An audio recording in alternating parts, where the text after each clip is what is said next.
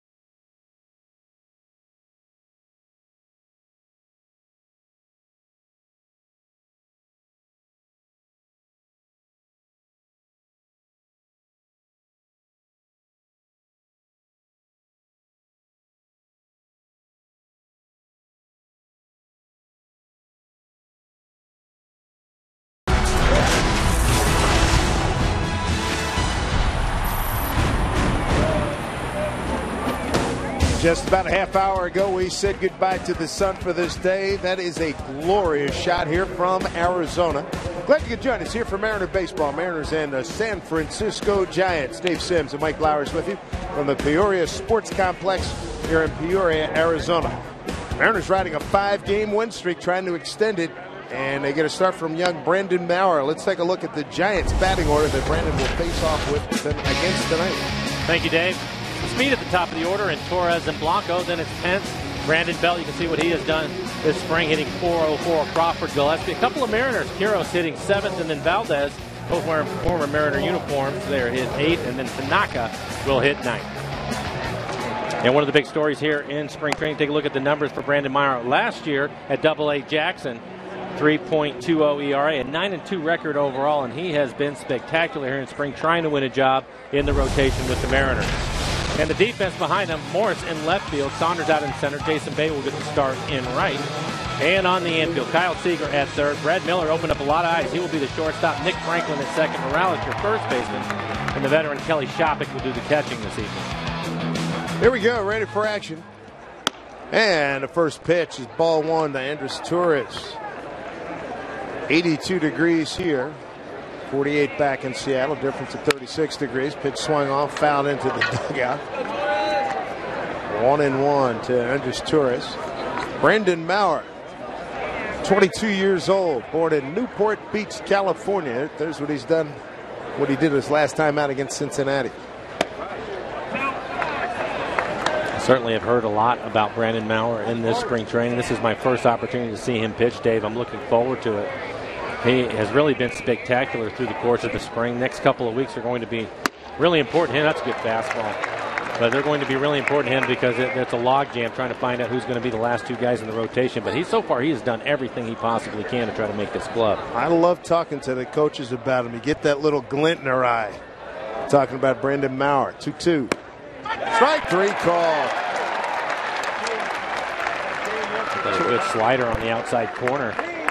Take a look at Brandon Maurer. Good fastball, slider, changeup. Take a look at this last pitch. That's a changeup off the outside corner. You see Shopik trying to frame it. Tell you what, with Felix owning probably the best changeup in baseball, it's going to get it.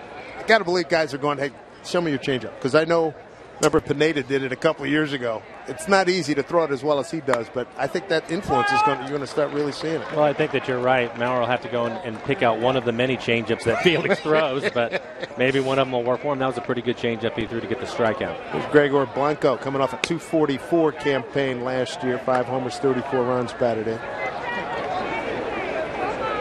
Giants staving off one elimination game after another last year in the postseason.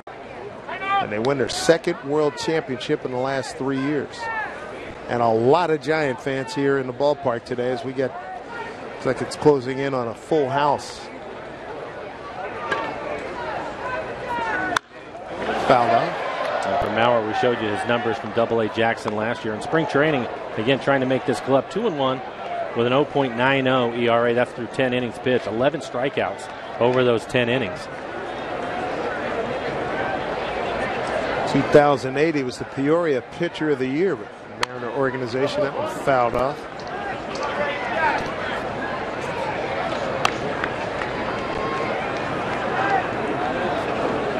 Bruce Bochy's done a wonderful job with the Giants, leading them to a couple of world championships. Catcher for a long time in his major league career. And had a good stint with. That hit him. Did he get out of the way? That's a serious breaking ball that got away from the youngster. So Blanco's aboard. Look at this last pitch. Blanco trying to get out of the way. Hit him on the back foot. Just fortunately able to get his feet up out of the ground, so I'm sure that he's just fine to trot it down to first base.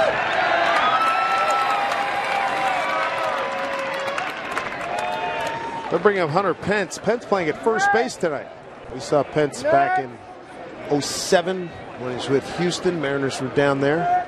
Outfielder. He's with the Phillies. Came over last year with San Francisco. He had .219 with 7 homers and 45 runs batted in.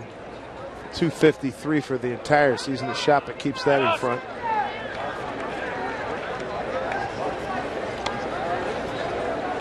Something that I've noticed with Shopik down here in camp, and something you would expect from a veteran guy, but you rarely see the ball get to the backstop with him catching. He does a good job of blocking pitches and keeping everything in front of him. Yeah, he smothers as well as anybody I've seen recent vintage.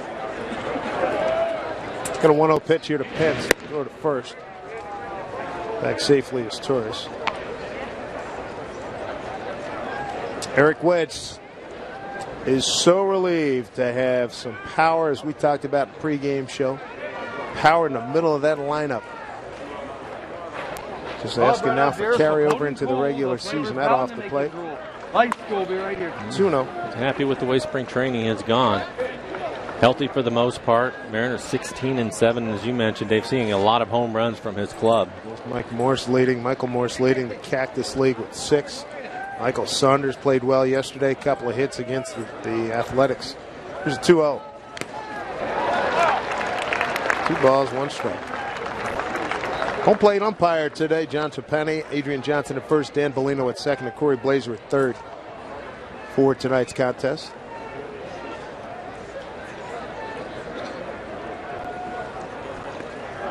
Now we're 9-2 at Jackson last year. Good stuff. He's 2-1 here.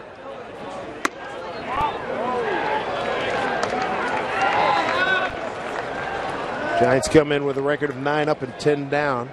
Brandon Belt's on deck, the left fielder.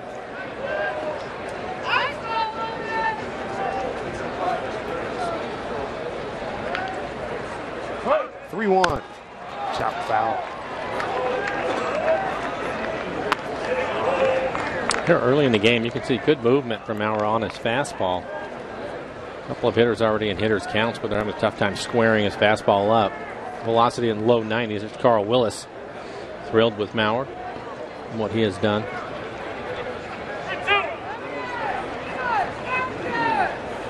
Young man showed a lot of poise and pretty good command in his outings coming into tonight. Here's a 3-2. Base hit. Miller was going over to Kevin, going first to third and getting there, standing up. There's Blanco. Giants in business first and third. 1 out here in the first.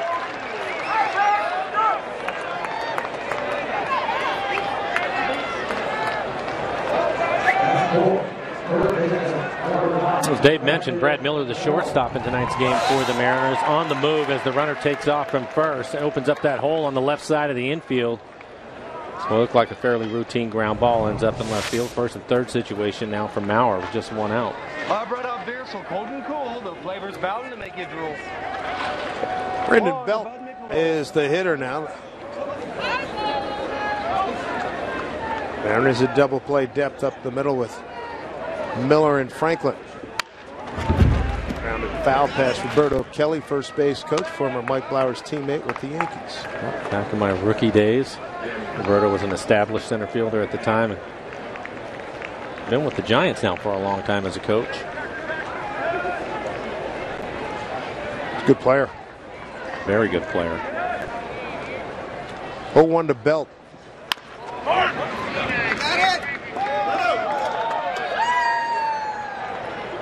And this is one of the things that the coaching staff has liked about Maurer. A little bit of trouble. The tendency for a young pitcher, again, Maurer just 22, is to try to reach back and throw as hard as he can. Belt comes up there. He starts him off with a slider and then comes back with a changeup, so he's taking a little bit off of it. That's something that you would normally see from a veteran pitcher, not a young guy that's trying to make a club.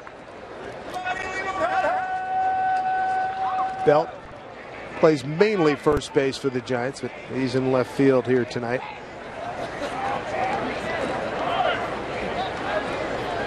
Belt 145 games last year, 275, 7 homers, 56 runs batted in. Morales, there's the front end. You love a 3-6-3. Young man gets out of trouble. Well done. So Brandon Maurer off to a good start. And Kendry Morales, he can not only hit, he can pick it at first. It's good work here. And he throws to Brad Miller and an easy return for the 3-6-3. Mariners coming up.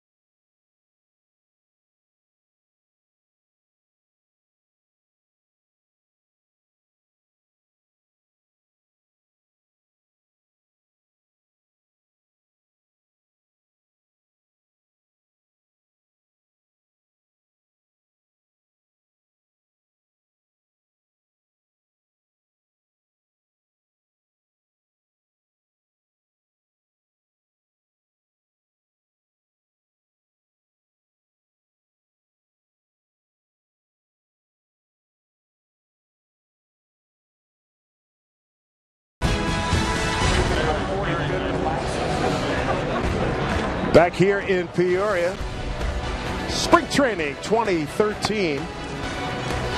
And the Mariners about to swing the bats for the first time tonight.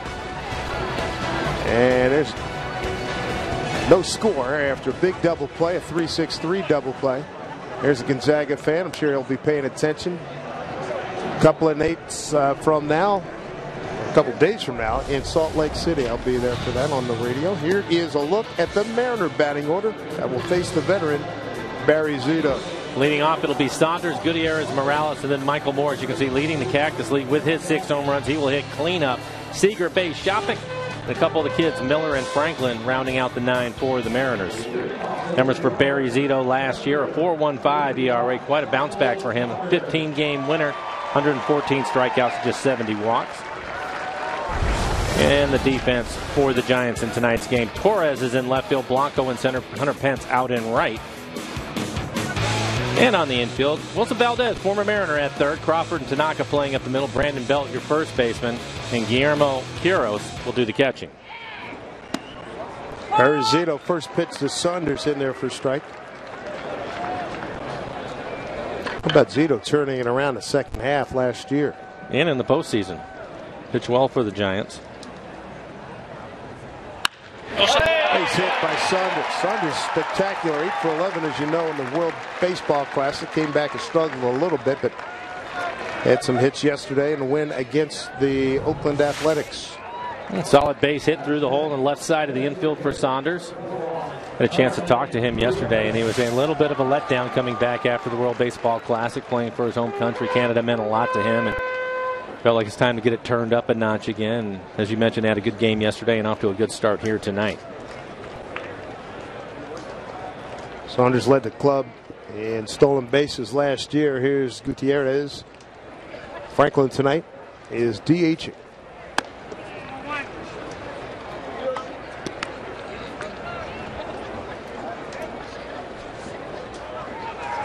It's been interesting, Eric Wedge, with his lineups.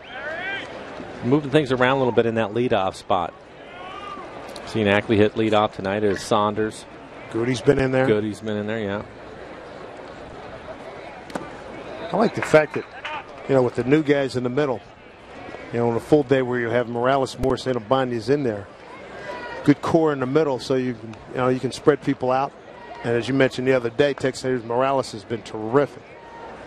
Take pressure off those younger guys and put them in maybe roles that are a much better fit. Well, less pressure for them. And the first guy that comes to mind is Justin Smoke, who was not in the game tonight, but he can hit fifth or sixth in this lineup now. He won't have to hit cleanup for him. Take a look at Morales after the All-Star break last year. He was really good. Again, don't forget, just a couple of years ago when he had that really bad leg injury, broke his leg. And last year we saw him early in the season. He looked okay. In the second half, he looked much better, and the numbers show that. And, of course, he's carried it over into spring training, just having a great spring for the Mariners. Zito back with his first strike to Goody with Morales on deck, followed by Michael Morse.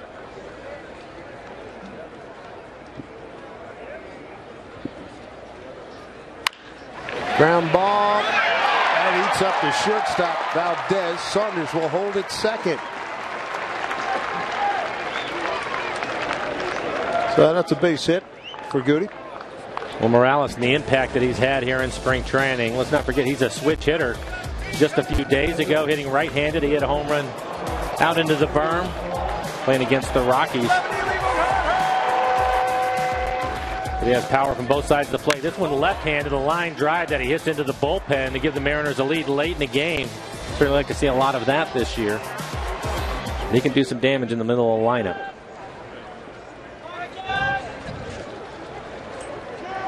$134 games last year. Pretty good offensive team with the Angels last season.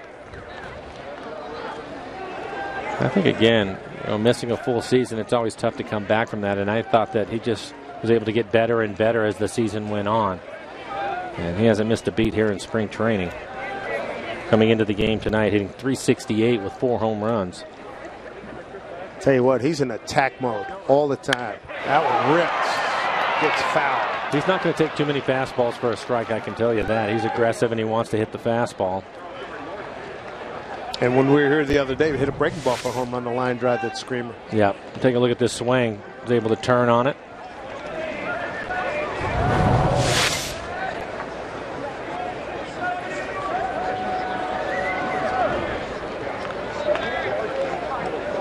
Count even, 1-1. Mariners trying to get something done here in the first inning against Barry Zito. And Morales as a switch hitter here in spring training, hitting .346 from the left side, .417 hitting right-handed.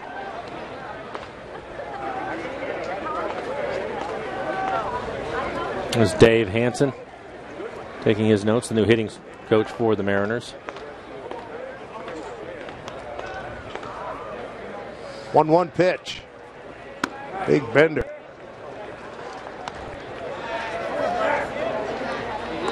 It's been a bread and butter pitch for Zito for a long time. Long time. Velocity isn't what it used to be, but he still has the good curveball.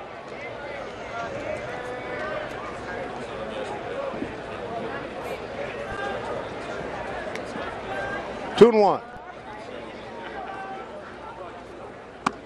Went back to a doubled up, missed.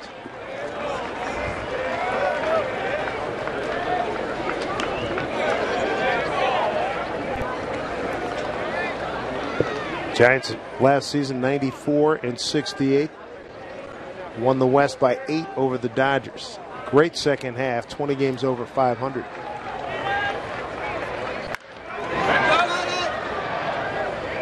Three and two.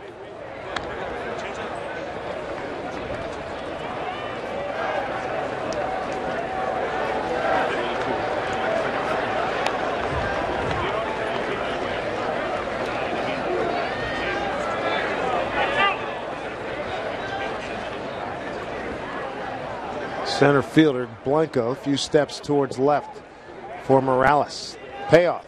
Breaking ball hit foul.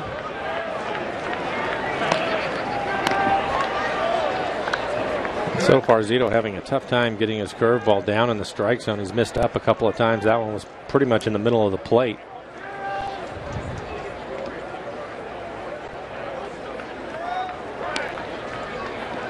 Do it again at 3 and 2. Off the glove of the catcher, Guillermo Quiroz. How's Zito's curveball ranked among guys you've seen in the last 10, 15 years? Well, back when he was with the A's before he signed the big contract with the Giants, I would say he had the best one going. That was his bread and butter, and he used it effectively. But then for whatever reason, I'm not sure what happened to him with the Giants, but he struggled with that pitch. And it strikes out Morales on high heat at 84. High heat for Zito these days. But it looked like Barry found it again last year, and as you can see, he's thrown a number of them here in the game. But this is a high fastball at 84 miles an hour. I think Morales was probably looking for the curveball. That curveball will start up around the shoulders and then drop down to your knees. But that one, no break to it, and he was able to throw it by him. 1 out, 2 on. Michael Morris, the hitter. Towering home run yesterday over at Phoenix Municipal Stadium against the Athletics. Looks at strike one. Another pitch up in the zone. Michael thinking that might have been a little bit high. Might be tough to throw high pitches to him, though. He's 6'5", a big man in the batter's box. We last saw him, Michael Morris, here in a Mariner uniform. He's about 205. He's every bit of a full-grown man at 245.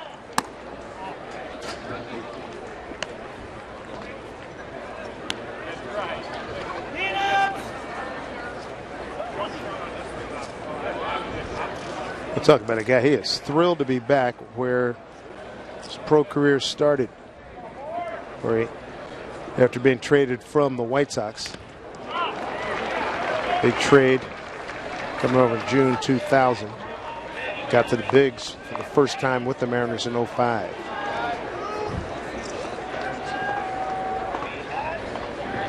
And he was a shortstop back in the day. Yeah, originally signed as a shortstop. He came to the Mariners playing a little more third, and then eventually worked his way into the outfield, which is where he's at now. And a 1-2. And he looks, and he called third strike.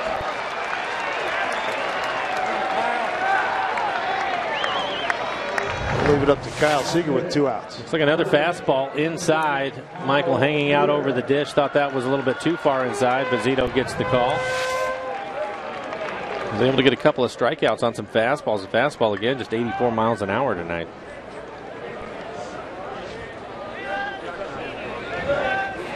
They got fooled on that one.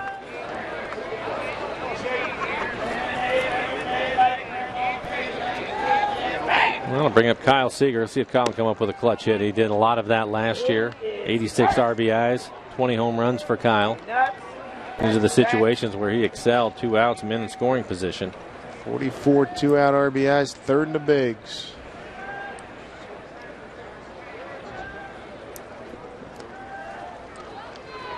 Good stuff. Third behind Cabrera and Ethier. The pitch runs away.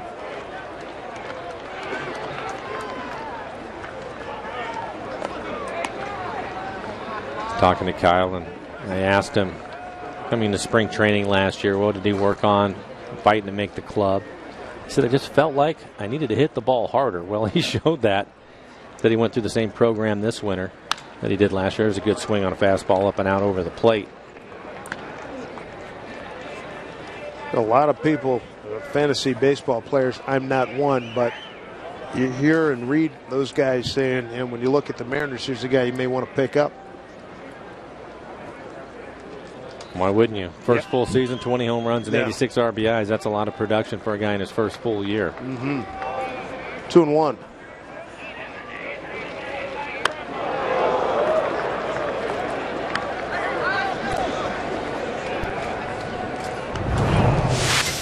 Was able to duck under this curveball. And Zito, a lot of the curveballs have been up in the zone here in the first inning. It's not a place where he's going to be happy trying to live in there. Tell you what, he's having success with that fastball. Seems like a lot of guys sitting on the curveball. Well, that's because a lot of pitchers, they throw their fastball to set up their slider or changeup. Barry's the opposite. I think he throws his curveball more, and it makes his fastball effective even though it's 84 to 86 miles an hour, especially when he throws it up in the zone. See a lot of late swings on that. Zito 15-8 with the Giants last year, 4.15 ERA, came over in 07. How about that? Strikes out the side after giving up a couple of opening singles. Strikeout swinging, looking, and swinging. Mariners strand 2, second inning coming up.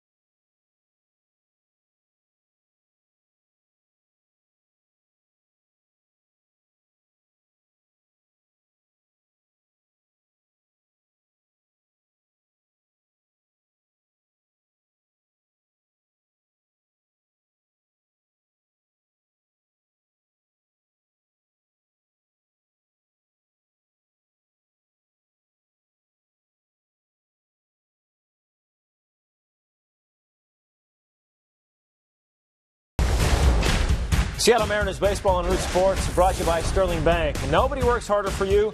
Equal housing lender, a member FDIC. And by the Emerald Queen Casino, welcoming showbiz icon, singer and comedian Jerry Lewis, April 13th. For tickets, go to emeraldqueen.com.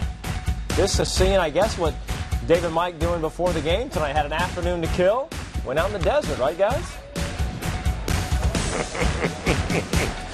You know, Mikey's a desert dog out there, sure.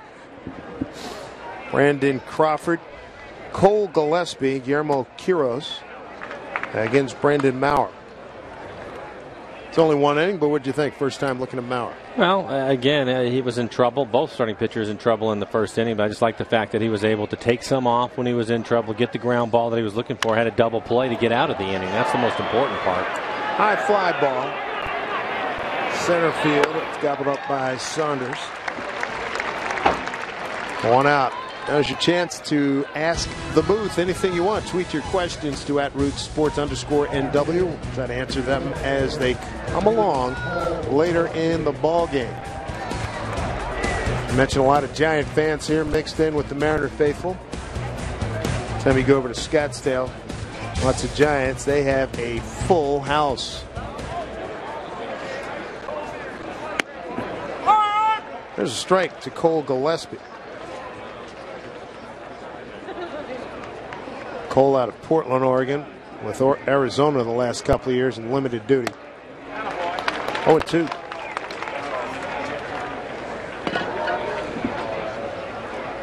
Eric Wedge would like to get 5 innings at least out of Maurer tonight. As we mentioned, the guy's starting to get stretched out. We saw Ramirez go 6 innings in his last outing. Bevan went 6 innings. Swing and a miss. Gillespie's gone. Second strikeout. Brandon Maurer. And so far, that was the best slider that we've seen from Maurer. Well located. You can see Shopik set up on the outside corner and some late break to it. A little bit of a wave at it. Didn't see it coming out of the hand of Maurer. It's a good pitch.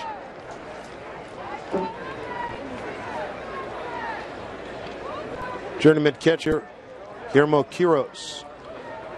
Time at the Mariners in 09, just 4 games. A few games in 06. And most of his work last year, not even it, most of it in the minor leagues, 2 games a couple of years ago with the Red Sox, 01.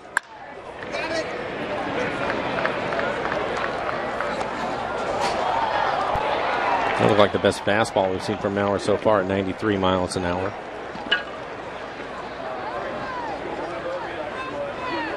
Not rushing anything, you know? No, then that's what everybody's talked about, just his body language and the way he goes about his business.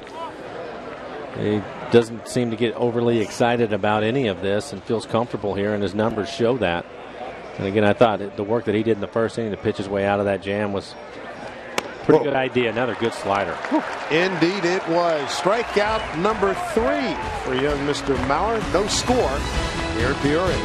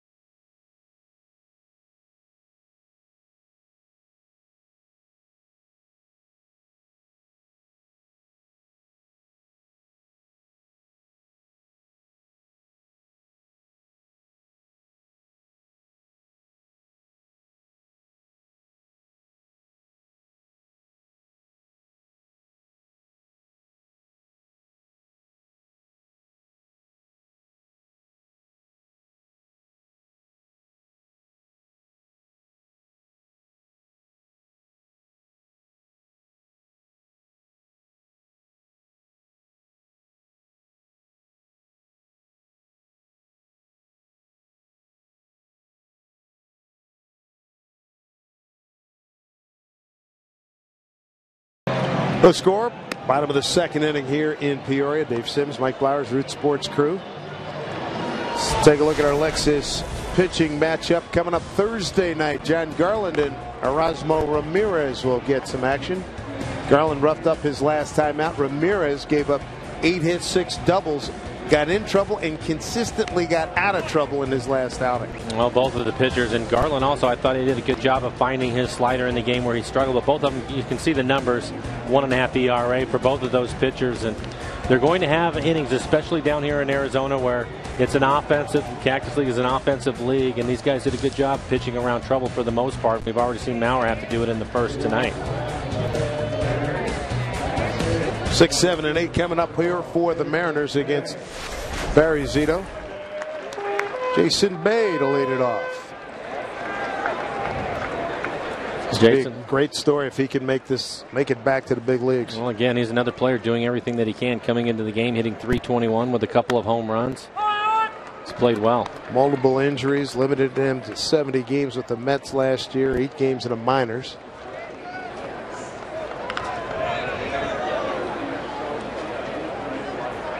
Started in a couple of all-star games in his career, going back to his days in Pittsburgh.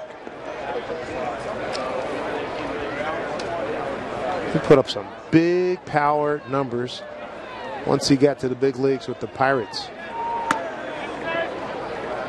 He had a stretch from 04 to 08. 26, 32, 35, 21, and 22 home runs. Right, 3 called. What about the lights here, Mike? Well, it's a night game. Obviously, the Mariners are going to get an opportunity to play night games. They'll have tomorrow off, night game on Thursday, a night game on Friday. You have to get your eyes adjusted to it, but this is not Safeco Field here. It's a great ballpark, and they do a nice job here, but the lights are a little bit tough at times. You can see the guys on both sides having a tough time picking up the rotation of the baseball. 4 consecutive strikeouts. 2 swinging, 2 looking for Zito. Here's Kelly Shopik.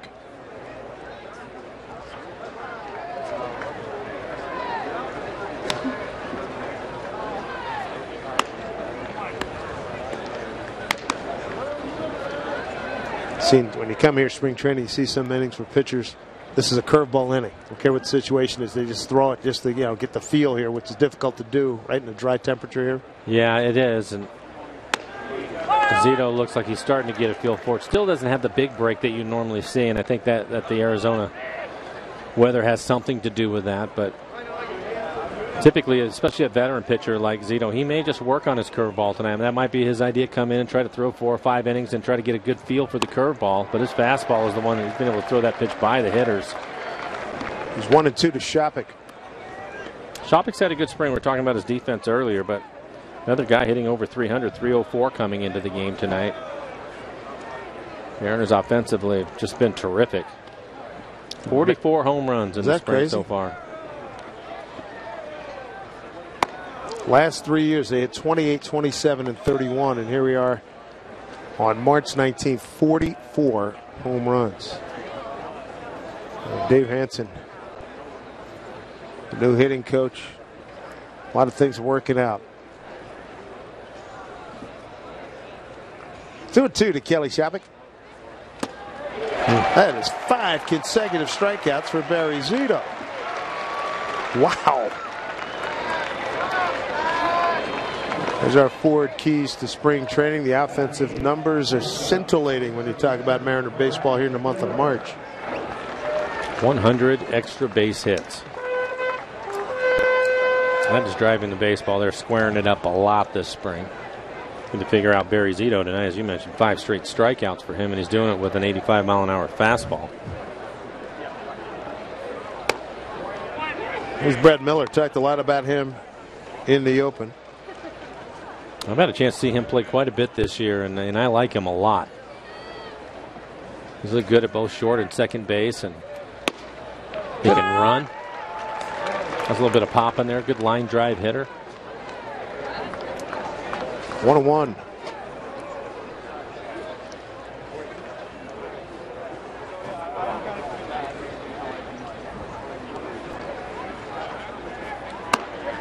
Up high.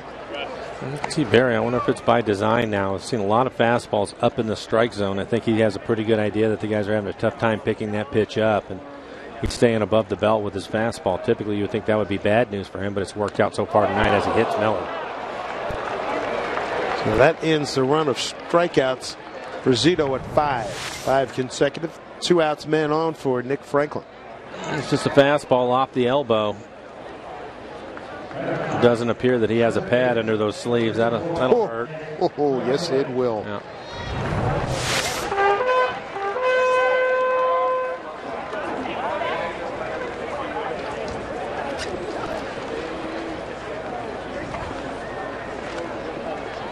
Another young player for the Mariners, Nick Franklin, getting a chance to start at second base.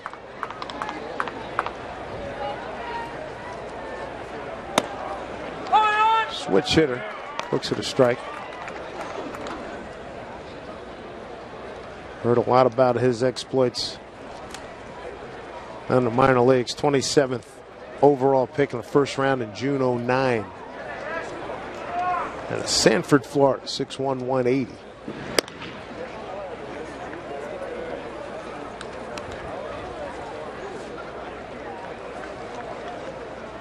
Zito, a 23-game winner with the Athletics back in '02.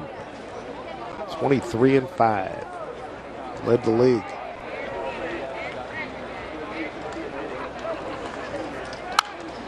Some fouled back. Franklin last year, 322 at Double-A Jackson, promoted to Tacoma, hit 243 in 64 games.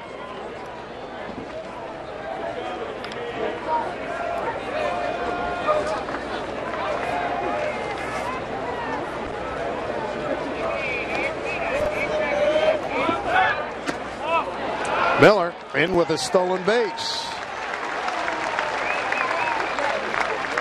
On the move. Well, before that breaking ball even got to the plate. He picked the right pitch to run on. As you take a look at the jump by Miller, he went on first movement too, just guessing right. And there was a curveball in the dirt, so there was no throw. Good stolen base for Miller. We mentioned he can run. We've seen him hit a triple and a double in yesterday's game. It's his first stolen base this season. Here in preseason, I should say. Line drive, Miller off to a good start. Torres will throw to second. Mariners have a 1-0 lead on an RBI by Nick Franklin. The youngsters at the bottom of the order coming through. Yeah, we've been talking about the guys in the middle of the lineup, but with a couple of strikeouts, they produce a run, get you back to the top of the order in Michael Saunders. Big stolen base.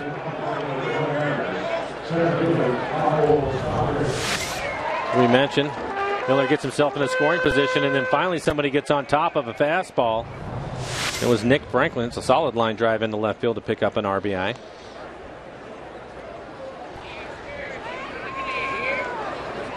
So a 1-0 lead, 2 out. Franklin at first. Second time through now for Michael Saunders. And right to belt, and that'll do it. But the Mariners pick up a run, leave a man. Miller hit by a pitch, steals second. Driven in by Nick Franklin, 1-0 Mariners.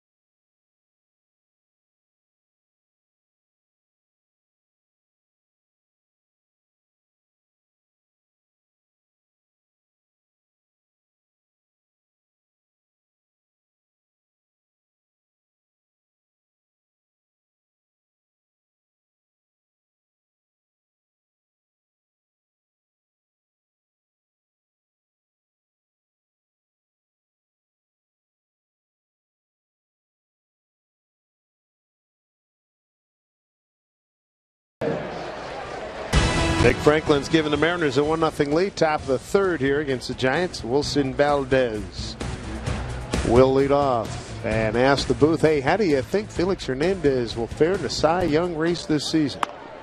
I think it's safe to say he will be in it.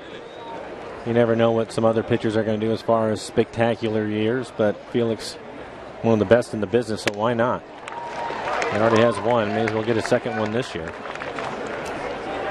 Don't forget to send in your questions to the booth. Answer them for you. Wilson Valdez. Yeah, Felix doesn't have a contract. That's no longer an issue. Not at 175, it's not. No, but I think even beyond that, you and I both have appreciated the fact that at times it's been difficult with the run support he's been able to get, but he goes out and competes every day. It doesn't matter. When he gets the ball, he goes as hard as he can, and I don't see that changing with that young man. Ooh. Get off the end of the bat. Cued down to Franklin. One out.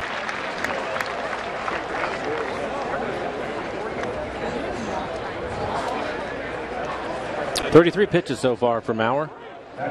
Good ratio, 22 strikes to 11 balls. Struggled a little bit in the first inning, but it looks like he's finally settled down. Carl Willis, pitching coach for the Mariners. These guys are going to have some tough decisions, some hard conversations over the next couple of weeks, Dave, to try to get this figured out. Yeah, a lot of the scouts are here. Jack Z and his staff. Very interesting. Here's Saunders reacting to a line drive. He's going to put it away for out number 2. Now we're doing some good work here. It's the game Mariner fans of all ages look forward to each season. It's opening night. It's set for Monday, April 8th. Join us for a live performance by Pickwick, plus fireworks, Mariners red carpet introductions, and Mariners all-time winningest pitcher Jamie Moore to throw out ceremonial first pitch. Get your tickets. Opening night. Go get them right now. Mariners.com. Chris Torres struck out looking to open up the ball game. 3 strikeouts, no walks. Just 1 hit given up by Brandon Mauer.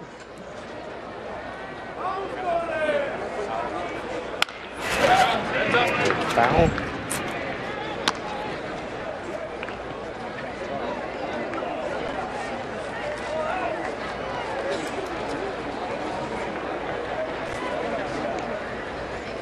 One.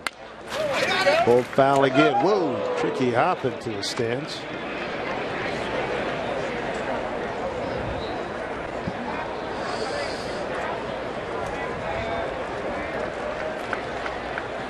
Ball and 2 strikes, 2 out, nobody on.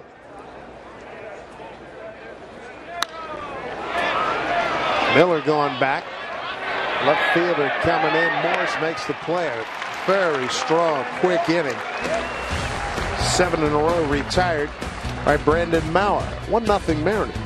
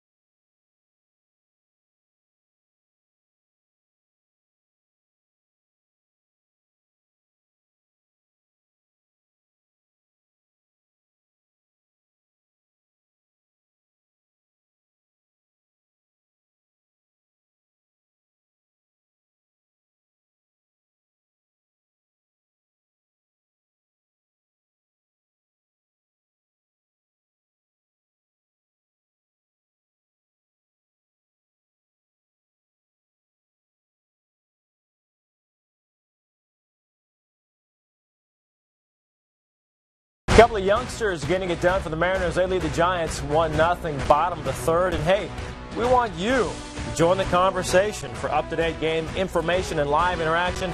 Be sure to like us on Facebook and follow us on Twitter and Instagram. Check us out. Stay connected with Root Sports. Nice shot there, Thunderbird Park in Peoria. We stay connected now and connect with David and Mike out there in Peoria. All right, Brad. Stadium off to the left from this wonderful scenic. Boy, some fabulous, fabulous pictures.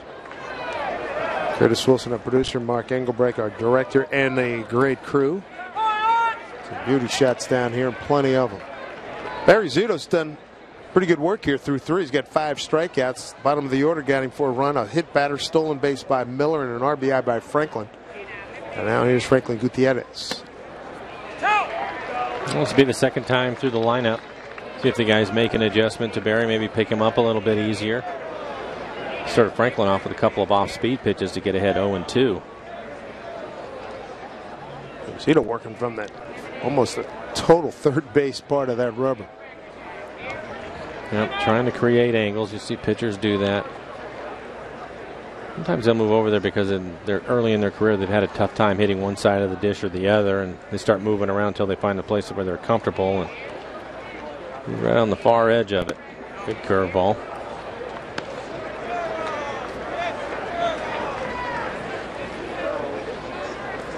Well, I give Zito a lot of credit for perseverance. I mean, it's not been a total fun ride for him in San Francisco, non-factor in their first series a couple of years ago. Well, and then you consider he was, one of those pitchers out that made the big money. He got a big contract, then he struggles, and the fans are on you, and probably a lot of self-doubt going on. But he's been able to pull himself back and really pitch well for him last year, including the postseason, even though he missed it a couple of years ago. That's right. It'll be a tough play for Valdez. Makes it happen.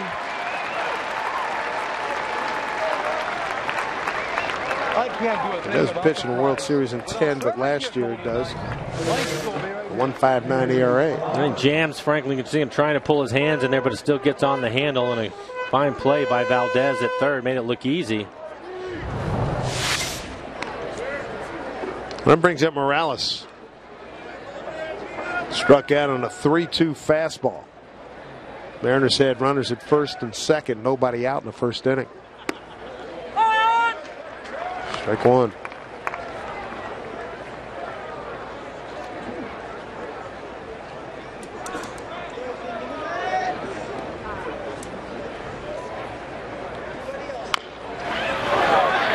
Tops a curveball for him. Watching Barry pitch and remembering him back in his days with Oakland. Talked about his fastball velocity being down. He looks like he throws more cutters now, too, to the right-handers.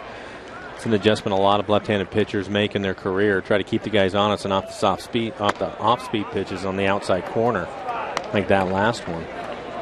Trying to keep them honest, because I think what happened to Barry when you lose that velocity and you're used to being able to throw the ball by guys a little bit and have a better curveball, hitters start hanging out over the plate on you when you go softer. And I think that cutter's a good pitch for him. Barry's 34 years old, born in Las Vegas, lives in L.A. His dad was in the music business as a manager. Barry, I believe, if I remember correctly, guitar player. Played piano as well. Boy, another high fastball, just what you talked about. Not given the situations here at night. It's working out real well for him as he strikes out Morales for the second time. That's half a dozen on the evening. Yeah, you would think with the amount of fastballs he's thrown tonight, the guys would be on him, but I think he's mixing it up pretty well. I think that cutter has something to do with it, too. You feel like you have to cheat a little bit. And then he's just elevating the four-seamer, and guys are chasing it. Morse took a called third strike, his first time up.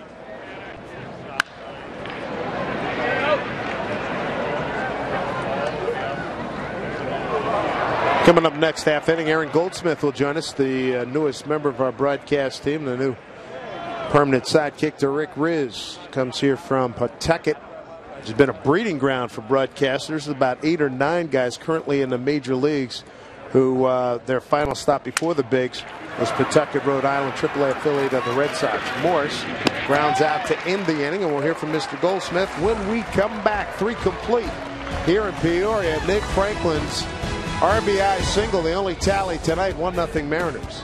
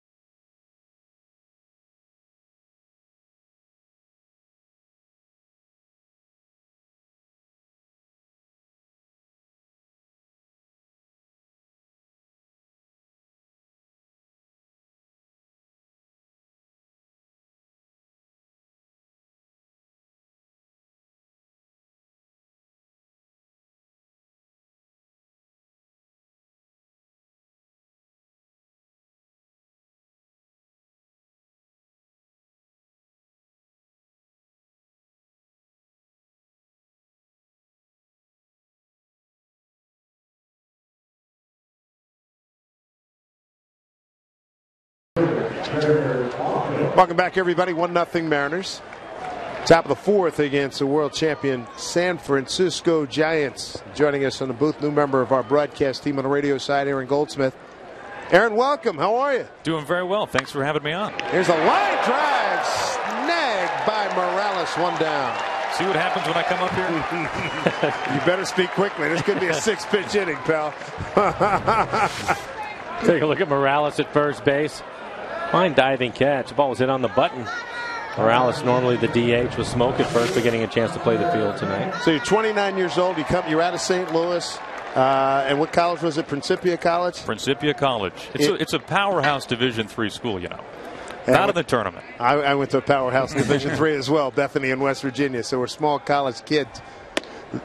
What's it mean for you, having gone through the minors, and now you get this first big job? You're 29 years old here in Seattle. Well, it's obviously beyond a dream come true. I spent the last 6 seasons in the minor leagues and enjoyed virtually every minute of it. Maybe a couple of bus rides I would have liked to have not had. But for the most part, being able to work in professional baseball, whether it's in the major leagues or the minor leagues, is an absolute treat. But once you get the call that you'll be coming up to the major leagues, that is what we all work for. And I could not be more thankful and more grateful to the folks at the Seattle Mariners to decide to choose me, because goodness knows they had plenty of qualified people that they could have selected. What's been the easiest part? What's been the toughest part? Breaking in a new organization. Ground ball, Miller makes it look easy.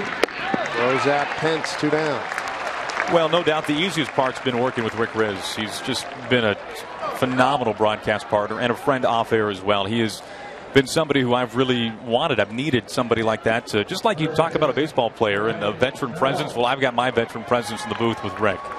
Did he ask you to say that? He did. He's paying What me. about the rookie hazing? Has he been tough on you in that area or no? You know, he talks about eggplant parmesan a lot. He does. He has it every day. He's made it 3 times. He makes his own. I've heard it's terrific. And how many times has he sung Amore for you? I had no idea there were so many verses of Amore until I heard Rick Riz sing it at Buca de Beppo a week and a half ago. He was singing words from that song that I did not even know existed. So, and the man can sing as well as broadcast. Well, I was at home, so I had the chance to listen to you guys a lot driving around before I came down here, and you're doing a great job. So, well, thank you. I keep appreciate that up. Yeah, you sound great, and you're right. You have one of the best in the business with Rick Riz to work with. Here. So. He's terrific. So we're all glad to have you aboard. Well, thank you. It's an outstanding opportunity to be here. Show you all the tricks of the trade as we move through the league. We'll show you the places to go and places to eat, I'm sure. Yeah, count on that. There's a base hit through the hole by Brandon Belt. 2-out base runner. No, it's also a big move for you. So family getting settled into Seattle. If you have an idea, how's that going for you? It's going very well. The Mariners were kind enough to give me a few days off last week, so we're all moved in back in Seattle. The boxes are packed pretty high right now, so the boxes are waiting for us. So they won't be moving anytime soon. But nice to get that settled, come back here, finish out camp, and then, of course, hit the road for opening day on the road in Oakland. We're going back to Seattle with this broadcast. Do yourself a favor and thank your wife. She's fantastic. She's the champ of the relationship. I'll tell you what. She found the place for us to live. She's the one who's metaphorically been doing all the heavy lifting. But she's loving it right now because she got out of the snow in Boston. She's out here in Arizona, and she's soaking up the sun every day by the pool. All right, check that off the list. I appreciate that. Yeah, attaboy. What do you think of this club to this point? I tell you what, it's a fun club to watch, and I know a lot of people will say it's spring training, and that's right, but they're doing what they should be doing. The guy we're watching pitch right now, Brandon Maurer, is somebody that you don't want to say has been a surprise, but when the Mariners made their recent rounds of cuts and they sent a lot of the guys down who were pitchers like a Taijuan Walker, like a James Paxton, who had all the headlines coming into this year, and then here's Brandon Maurer, and he's really making a strong bid to break camp with the Mariners. He'll have to be, you'd think, near perfect tonight and the rest of the way. There's a lot of competition at the back of the rotation, but offense has taken so many of the headlines. It's nice to see tonight the spotlight shine on Brandon Maurer, and so far he's handled it pretty darn well. He has been impressive. He's got a 1-1 count to Brandon Crawford, who flied out the center his first time. 1-0 on a Nick Franklin 2-out second inning single. Runner goes, swung on, into the gap. Long run for Saunders. Belt to third, he'll score. Crawford to second, looking for 3, and he's going to get it standing up. Tie ball game at 1-1. As we told you earlier, a lot of Giant fans here in the ballpark tonight. Well, this is an off-speed pitch that he leaves up in the zone, and Crawford, that's a changeup, hits it hard into the gap, and with the runner on the move, he was going to score easy. It was just a matter of whether Crawford was going to get into third base, and he goes in standing up. So they finally get to Maurer. It looked like he had settled down, but a couple of 2-out base hits that cost him a run. So if you can get out of it, Cole Gillespie, young man that won the Giants game a couple of days ago with a walk-off home run.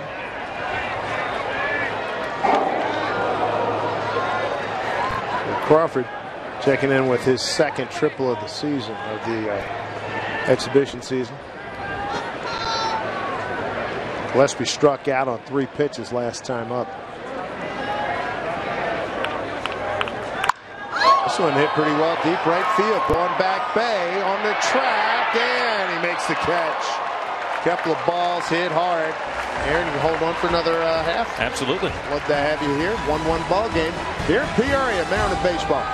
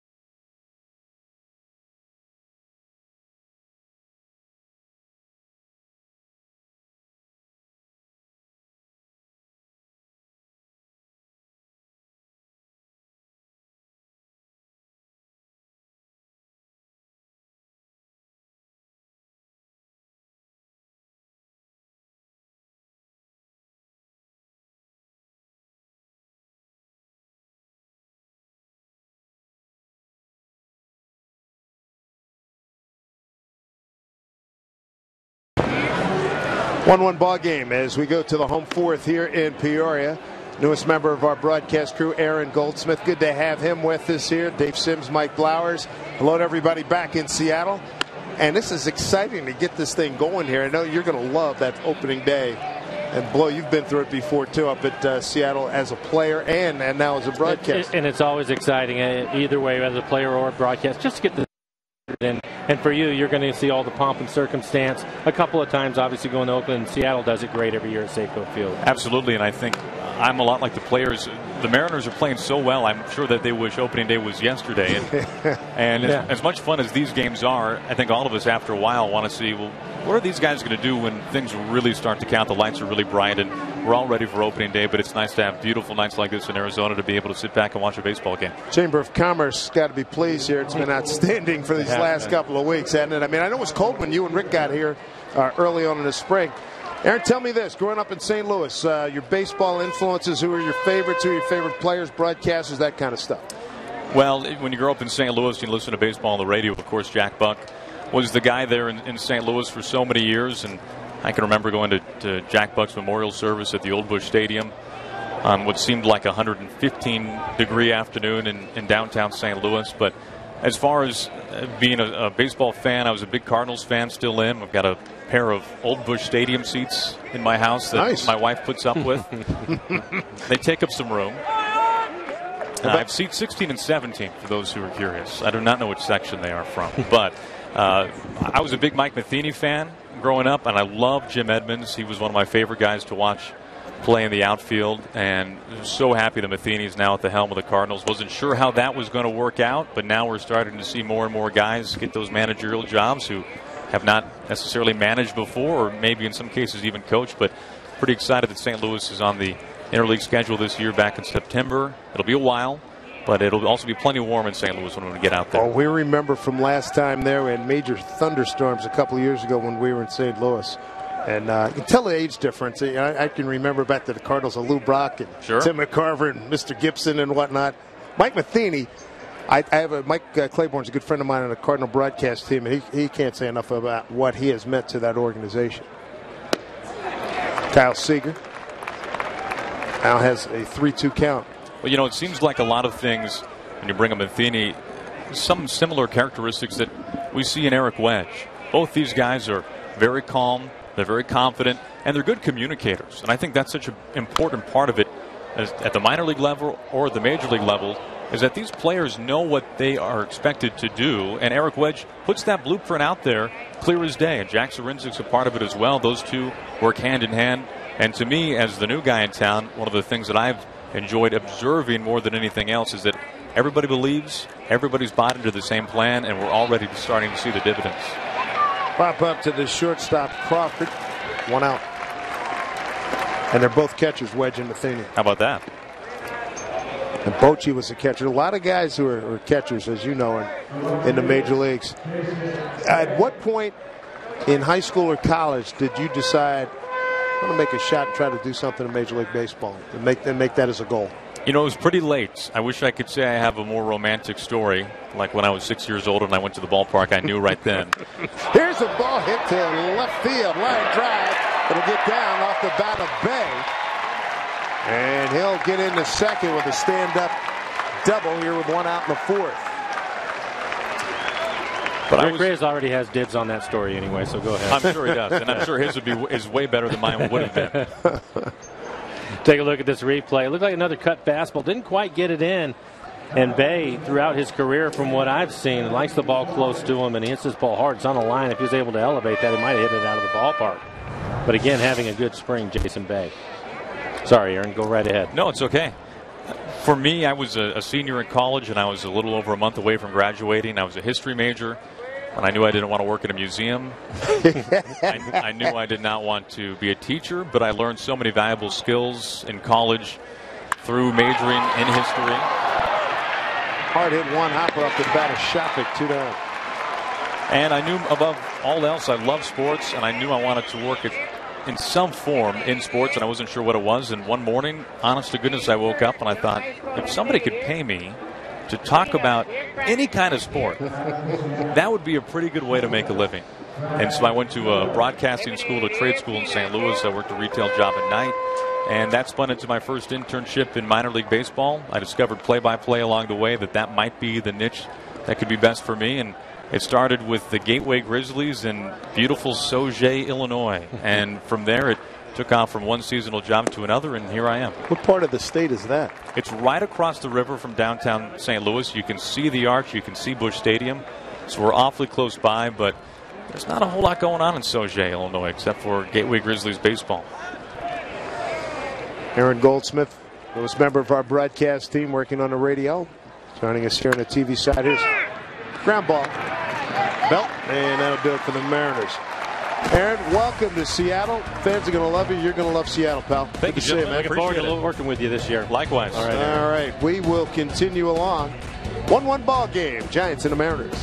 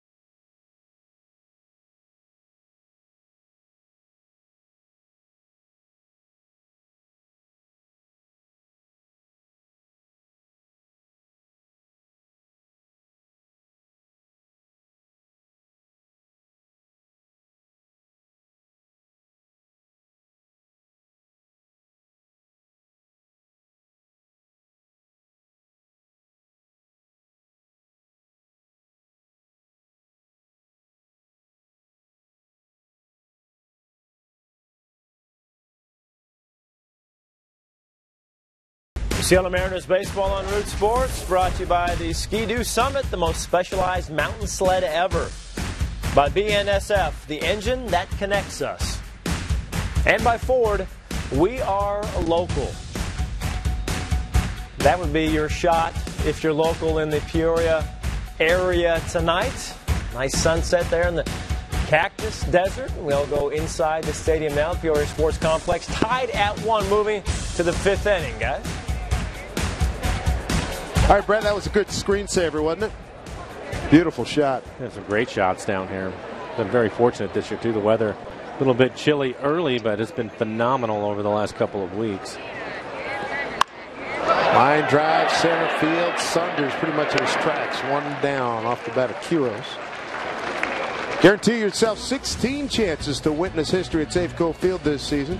The Mariners' 16-game plan. Each plan is going to offer great savings off the single game price and benefits exclusive only to season ticket holders. So pick out a plan that's going to put you on the edge of your seat for the Mariners' next memorable moment when you visit mariners.com/16.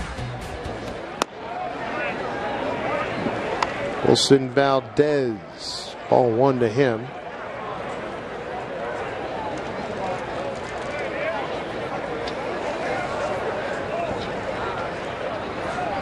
Breaking ball off the plate.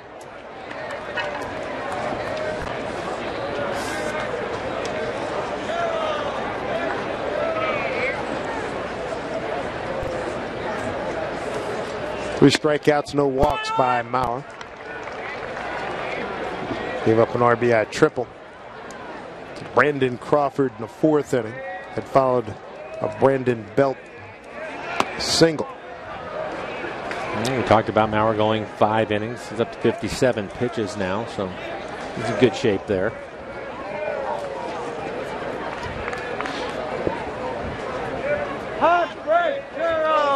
Nobody getting loose in the Mariner bullpen.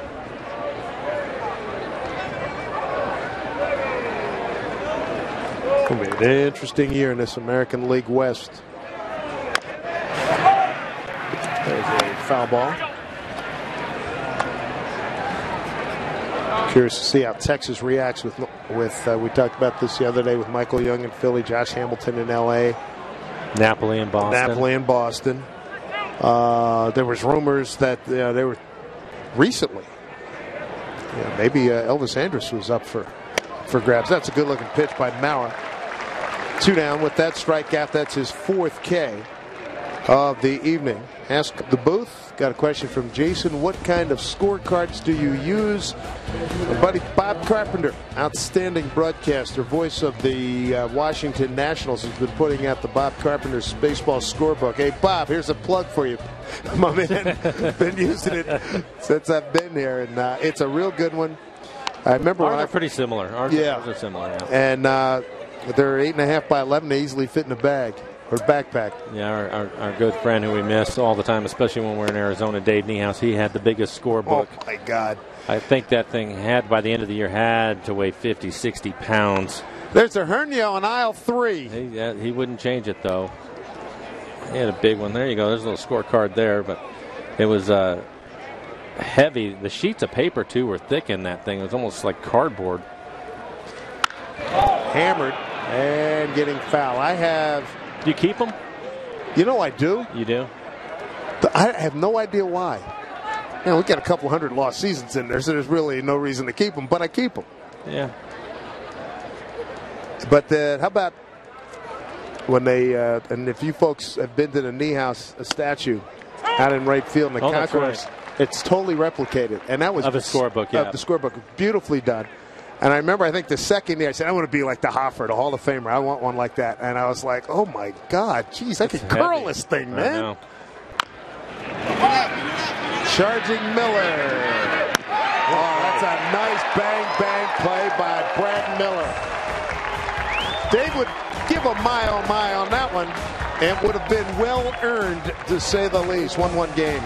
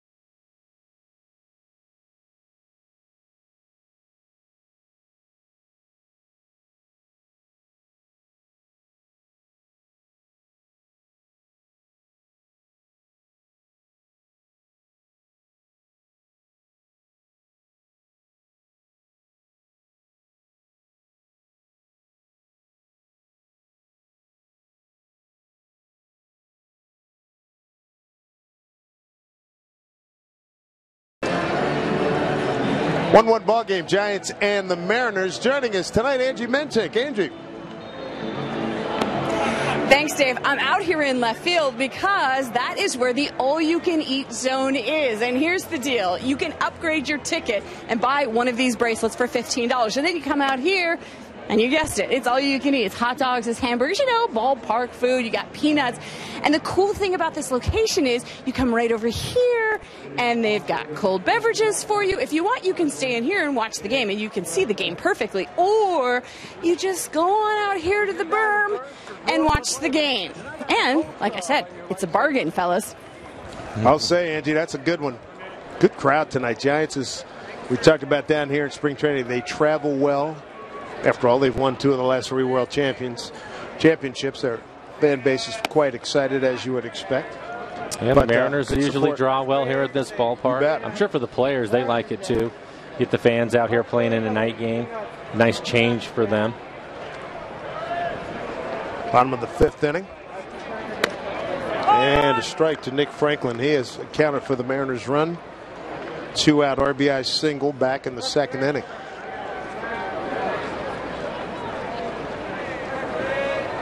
Not a good Mariner gear being sold down here as well. Giving chase his pants. Is he going to get there? No, sir. One hop off the fence. Franklin with a leadoff double. And Nick Franklin having a night, 2 for 2. He's been one of the few that's been able to figure out Barry Zito. He's hit the ball hard a couple of times. The RBI that he picked up was a hard line drive into left. And then this here, just going with the fastball out over the plate and drives it into the gap into right center field. Pence looked like maybe he was going to have a chance, but it bounced off the warning track. So that's a good double to lead the inning off for Nick Franklin. Third time up for Michael Saunders now. Runner in scoring position. Mariners are 1 for 6 this evening in that category.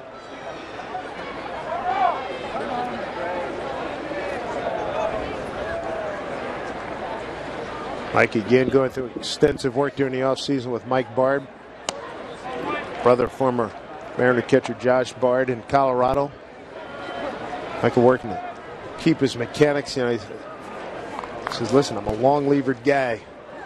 Got to keep that front arm a little bit tighter to the body. But his whole mindset starting out last year this time is all about being aggressive. More aggressive than he had been prior.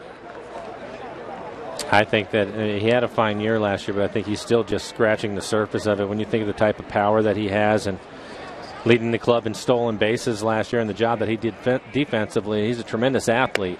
And I would suspect he'll hit for a higher average this year also. Be curious to see where Eric Wedge hits him in the lineup with all the veterans that they have that probably hit in the middle of the lineup. Michael typically hit towards the end of it last year, but I wouldn't be surprised if he hits towards the top of the lineup a little bit more, hitting leadoff in tonight's game. Give him that big green light, too. Hit hard off the chest of Belt. Taking himself. Down to third goes Franklin. So the job is done to move the runner up. Make Mariner baseball part of your spring, summer, and fall plans this year with season tickets. Plans starting as low as $258. You're going to enjoy the biggest savings over single game prices, the best seat locations, plus easy online account management. For more info on Mariners season tickets, visit mariners.com. It's a good at bat by Saunders to get a pitch that he could pull and move the runner up if he made an out. He hit it hard. Looked like it hit Brandon Belt, the first baseman, in the chest. Knocked it down. Good fundamental baseball, though, for the Mariners. Chance for Goody. That slow breaking ball. Zito at one point early in the ball game struck out 5 consecutive hitters.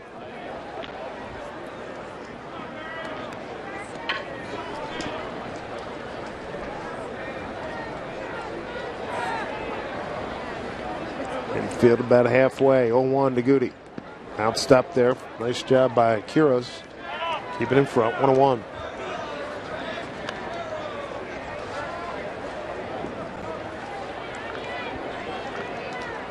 More than likely Zito's last inning of work. Darryl Midday is warming up in the right field bullpen.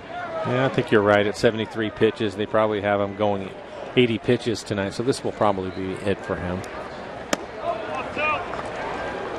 2-1.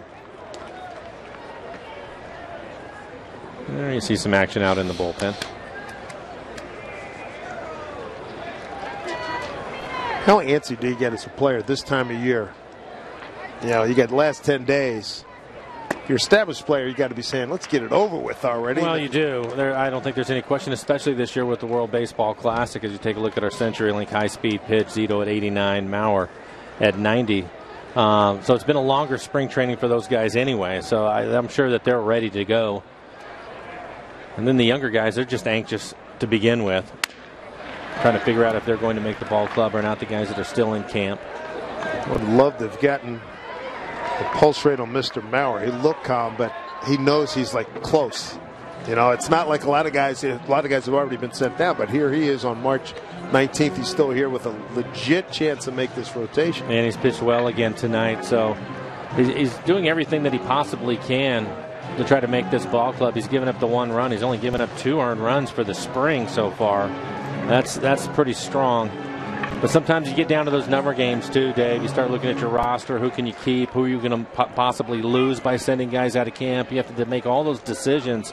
And sometimes when you're a young player, because the club has control of you, you're behind the 8 ball. So whether he makes the club out of camp or not, we are going to see him this year, I think. Breaking ball misses. Maurer tonight, 64 strikes. 64 pitches, 42 strikes, 22 balls is good. He walks at first and third. And Maurer, 9 of 18 first pitch strikes. He's looked good. And again, I think the thing that is impressive about him, and this is my first time seeing him pitch, is his ability to take a little bit off when he gets into some trouble. And that shows the poise that you're talking about. And I know that he understands exactly what you were talking about too, Dave, in that this is important. And he knows he can't slip up at any point if he wants to make this club. And I think he pitched well again tonight. See what Morales can do. He's got 2 on. He struck out twice. And I'm sure he's not pleased about it. Fouls one off. Struck out on a 3-2 pitch and a 1-2 pitch tonight. And he's had a couple of hanging curveballs to hit hard, including that last one. And right now he's just more concerned about picking up that runner at third with just 1 out. When you see a breaking ball or something off speed that's up in the zone, you're going to take a hack at it. Try to stay out of the double play if you can. 1 out, runners at the corners. They hit it hard right field. Pence going back, makes the catch. And scoring easily is Franklin. Nice job by Kendrys Morales. 2-1 Mariners. RBI number 9 for Kendrys.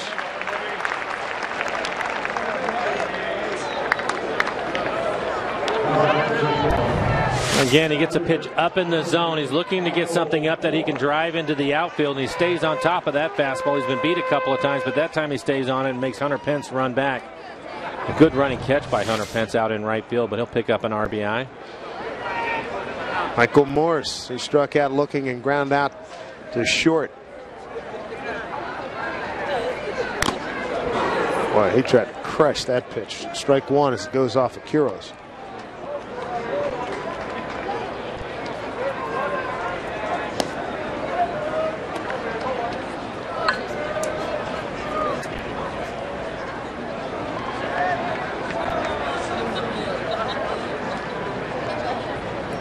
Very distinct stance of Michael Morse. 1-1. We were mentioning him trying to crush that pitch. That's going to be his job. You have 2 outs, runner at first. I don't think Eric Wedge is interested in him trying to hit a little flare out into right field. Hit one in the gap or out of the ballpark and pick up a few more runs.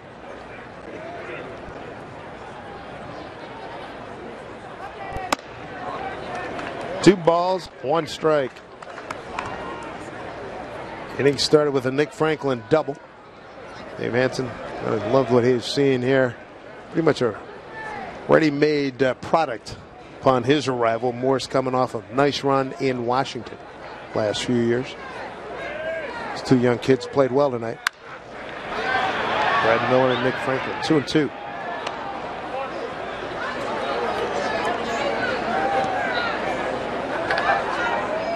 That's what he did last season. Runners on, 284 with 9, bases empty, 295 with 9 home runs.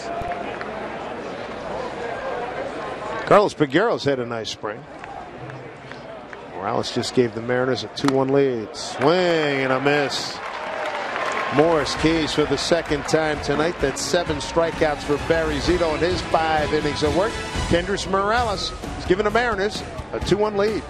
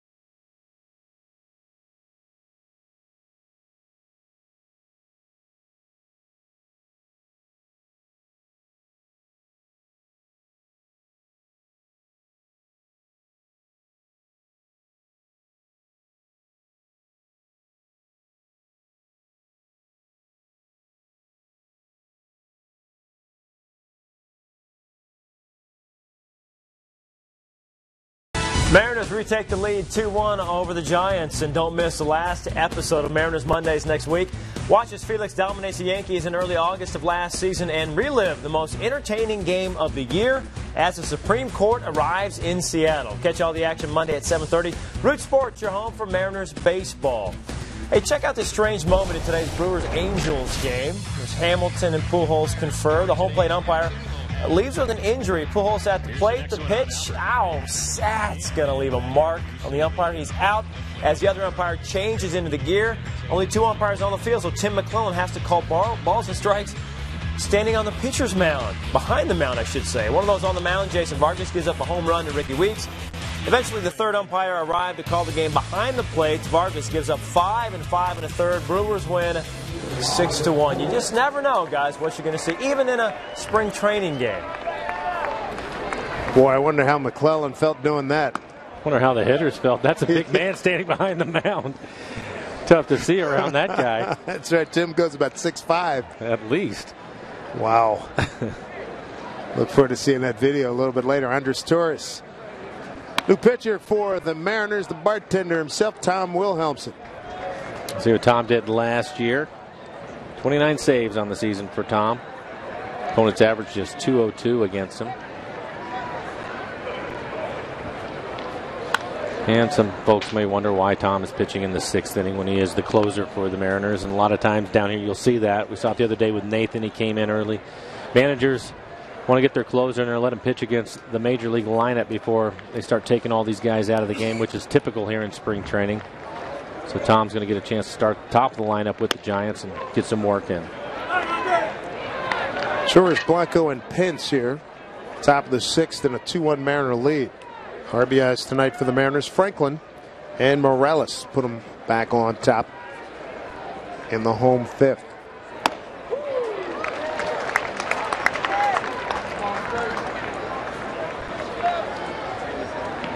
Talk about a young man coming into his own last year, Big Tom Wilhelmsen. Gained a lot of confidence last year. Walks Torres.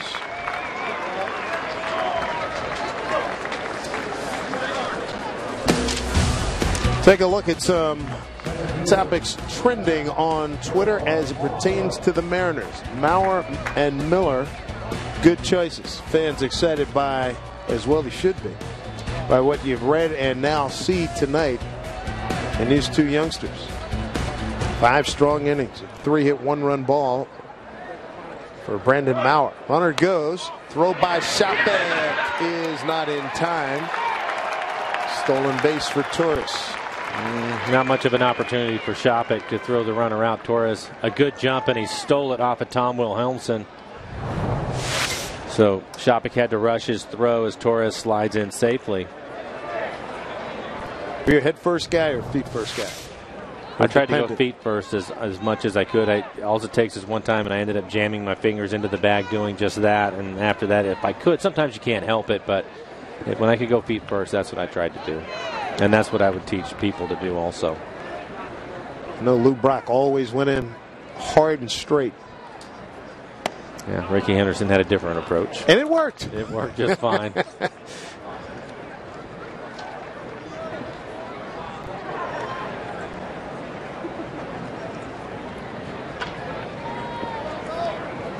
Blanco hit by a pitch lined out to first base.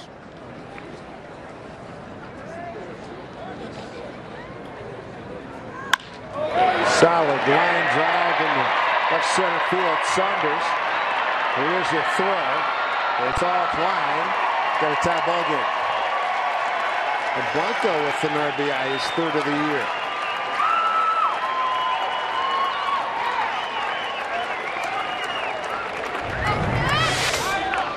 Take a look at this last pitch. They want it on the outside corner. It's in the middle of the plate. You can see Shopek reaching back for that pitch in the middle of the plate. Bell tie. Actually looked like a jam Blanco a little bit. Not much of a chance for Saunders, though. Torres, good speed. He just stole second base and scores on that base hit.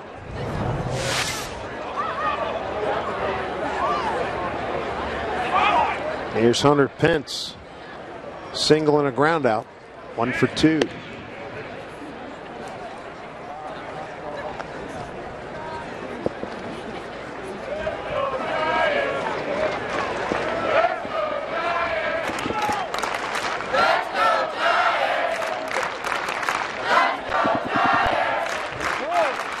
Runner goes.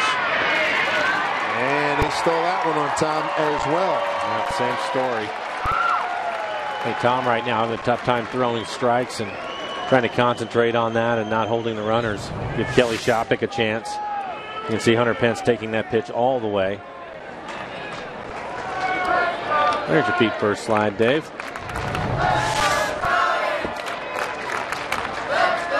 So 0-1 to count to Pence. Blanco in scoring position. Oh, nice backhand. 1-1.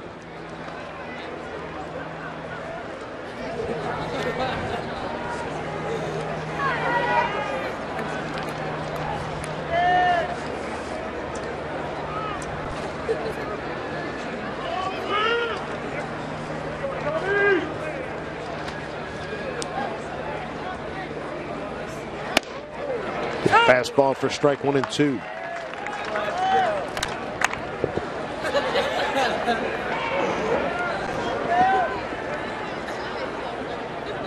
Bochy has had a terrific run.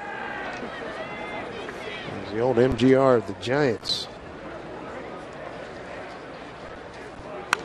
Breaking ball up this way, heads up. Mariners will enjoy a day off tomorrow. Come back at home with the Cubs Thursday, San Diego on Friday, Cleveland Saturday. Thursday's another night game. And we'll have that for you right here on Root Sports. And Saturday's game against Cleveland.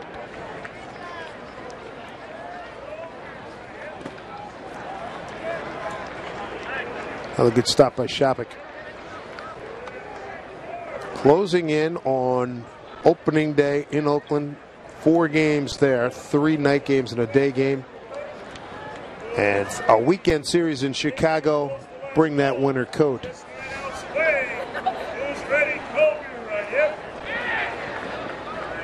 That's always tough. And the guys have been down here and they're dealing with 80, 85 degrees, and all of a sudden you end up in Chicago where it's probably going to be a little bit wet. Definitely going to be cold. And Oakland won't be a bargain either as we look at this matchup, which we fully anticipate. Brett Anderson, tough. You get the King, Felix Hernandez. Good-looking pitching matchup. They seem to square off a lot. Good heat. Pence is gone. 1 out, run in, runner on. Subscribe to MLB.TV Premium today. Watch more than 150 select spring training games live, plus every regular season game live or on demand on over 250 mobile and connected devices. Visit Mariners.com for details. Well worth it if you're a baseball fan. Watched the Phillies and the Yankees earlier this afternoon. So it's sliced away. In the National League, they got a young player. You know, we talk a lot about Michael Saunders, and tall, long guy. They have a kid named Dominic Brown, built very similar way. He's got like 5 home runs, having a tremendous spring, hitting 400. I had a chance to watch him a little bit today. Phillies were on TV, and I was watching a little bit this afternoon. Good-looking player. Yeah.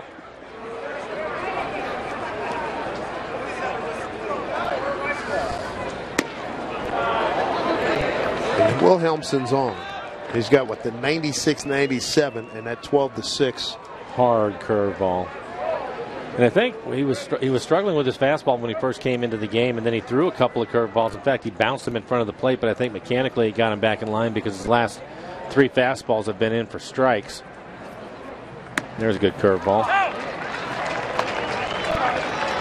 Ball 2 strikes. So I'm a bartender during stints, between stints in baseball down at the Hut in Tucson. So hopefully we'll have a lot of good closing time this year.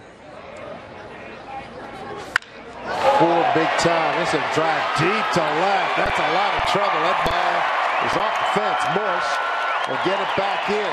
Coming around the score is Blanco. RBI double Brandon Belt. 4-2 Giants.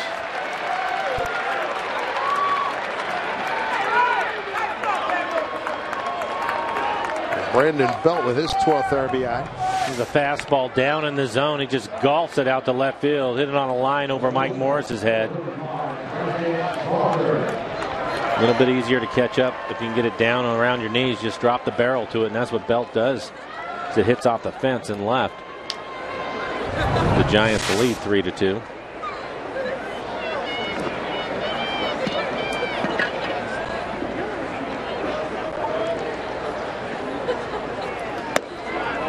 Ball one to Crawford. Crawford with an RBI triple. And a fly out the center.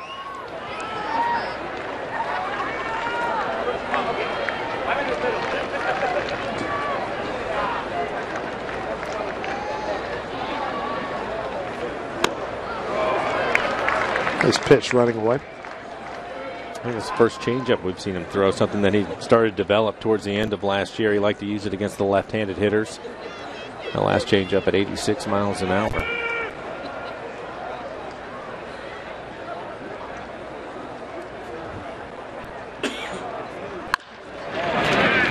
Cleveland Chargers gets a nice hop. There's Morales with a second out. Moving up to third is Brendan Belt. Tom had been pitching well for the spring. He had a 1.5 ERA coming into this game tonight. Again, struggling a little bit with his command, and the Giants look like they want to hit his fastball. Your pitchers typically around this time talking about the dead arm part of spring training. That doesn't look like it's the case with Tom. He's throwing 96 miles an hour.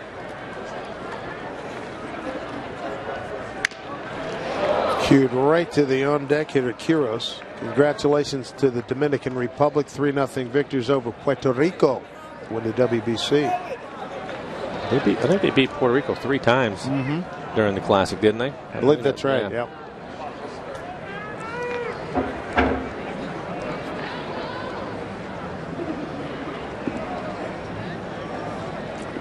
New bat for Gillespie.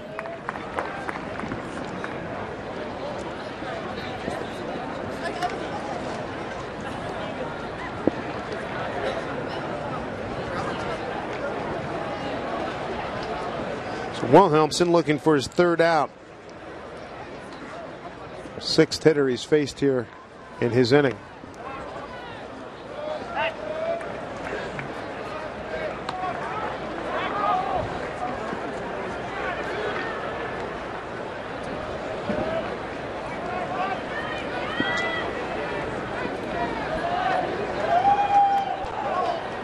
It's Belt at third, 2 down, 1-1.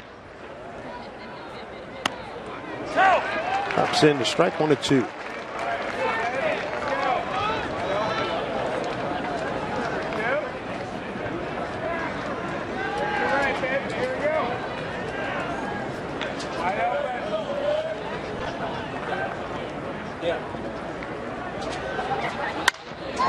Fastball hit to right field for Jason Bay. Giants tack on 2 more. Bottom of the 6th. And back on top, 3-2.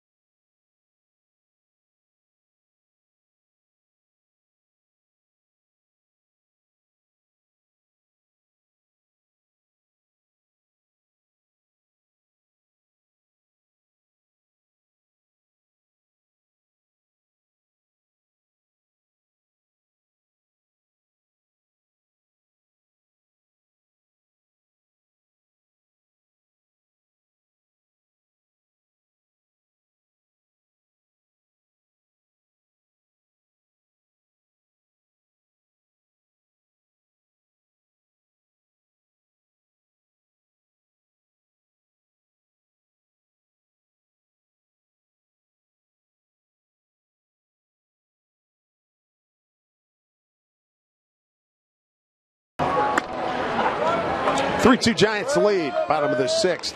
Glad you could join us. Mariner Baseball tonight from Peoria. Time now for Sterling Bank. Nobody works harder for you. And Brendan Maurer, 5 really impressive innings, Mike. 5 innings, 3 hits tonight. He did give up 1 run, 4 strikeouts, did not walk a batter, and I agree. I think, again, he pitched well. Had a good slider going tonight along with a sinking fastball and his changeup. So overall, I don't think he did anything to hurt his efforts to try to make this ball club. Nice outing for Brandon Maurer.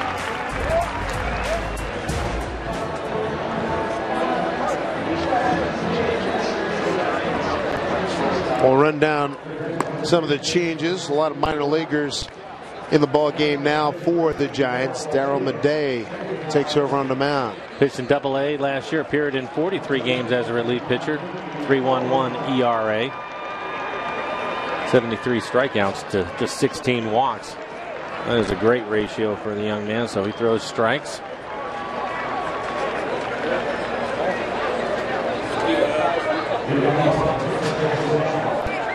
Mariners will have Kyle Seager, Jason Bay, and Kelly Shopik 5, 6, and 7 coming up here in the home 6th. Seager tonight a strikeout and a pop to short. Ricky Oropesa at first. Bobby Haney's at shortstop now.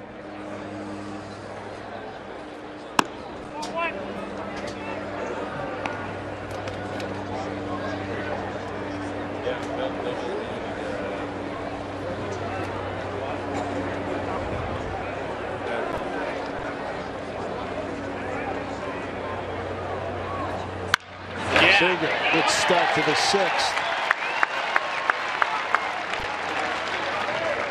He continues to impress, doesn't he? Just solid hitter. Hasn't had the best spring, but it's starting to come around for him. A solid base hit into left field. And that's something that he will do throughout the season, use the entire field. Every now and then he'll get a pitch inside, and he showed the ability to turn on some pitches last year with his 20 home runs. But simple approach, works well for Kyle.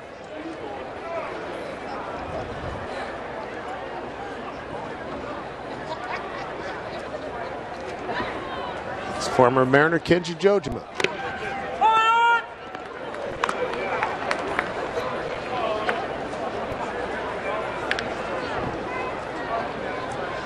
Former number 2.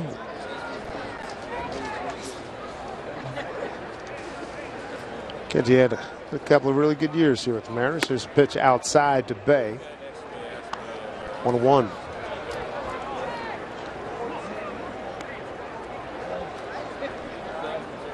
Bay tonight is taking a called third strike and double to left.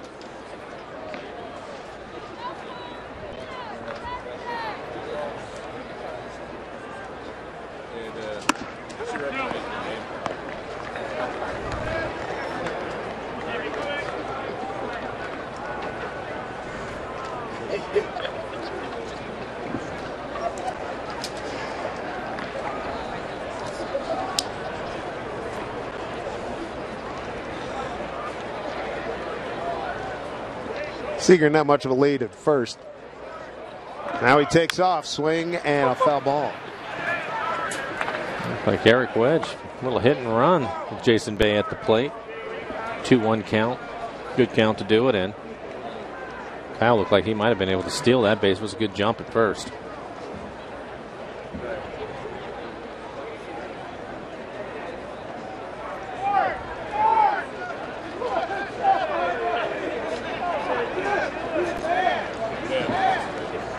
Two and two.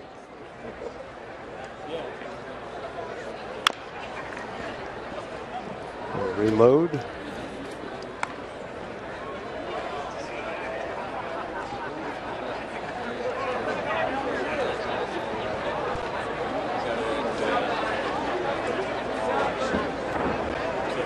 Nice work by Barry Zito. 5 innings, 5 hits, 2 runs, both earned, a walk, 7 strikeouts.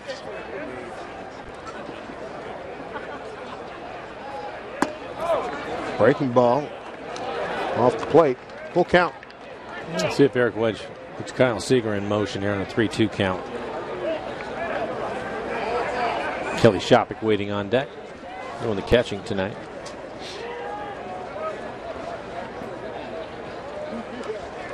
Seager back.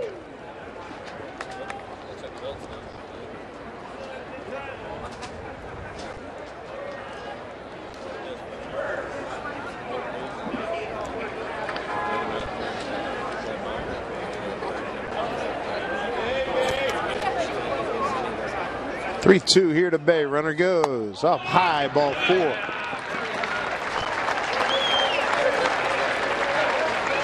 We're talking about some upcoming games here in the spring. How about regular season? We take a look at the Mariners calendar, brought to you by Sleep Country USA. Opening night, Houston Astros in town, 8, 9, and 10 of April. We welcome that franchise to the American League West. Good to have folks at Sleep Country USA back with us again.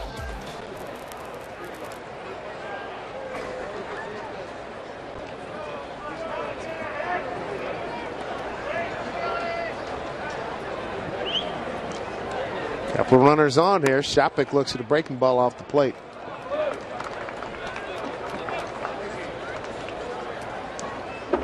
Sometimes during the season you might see Kelly bunt here with nobody out and a couple of runners on, but spring training, the managers usually like to let their guys get their at-bats in, see some pitches, and get some swings in.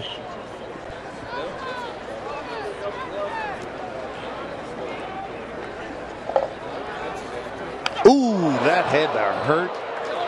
Talking about a pitch that got away.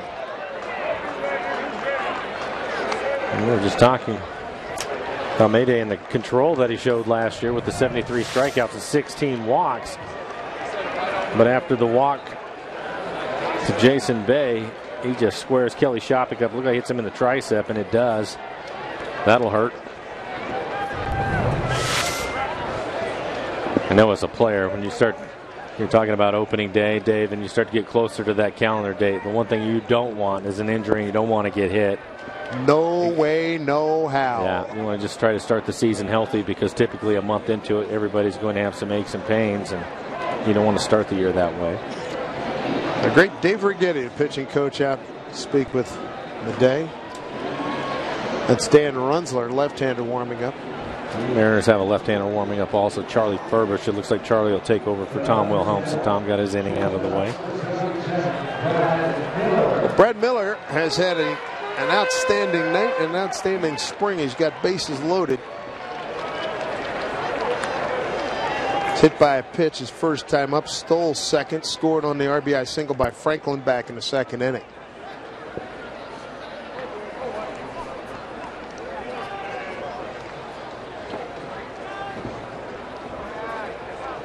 Seager at third, Bay at second, and Shopik at first. Ball 1.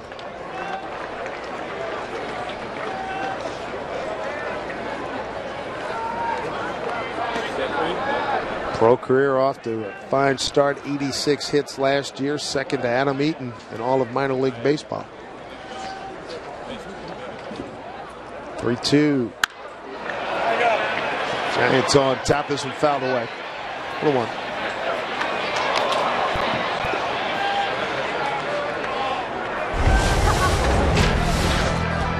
I'm going to take a look at Brad Miller and his career so far. See what he did at High Desert.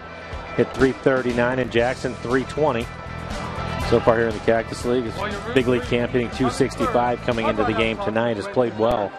1-1 to Miller. Sit outside, but he's been promoted quickly. Seemed like yesterday we had him up in the booth, he and Danny Hultzen a couple of years ago after they were drafted.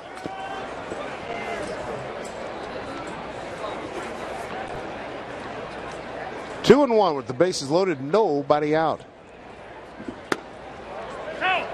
You rarely see major league hitters hit without batting gloves on. The Mariners actually had two in the lineup tonight, Brad Miller being one. The other, Kendrys Morales, he doesn't use his batting gloves either, although he has tape all over his fingers.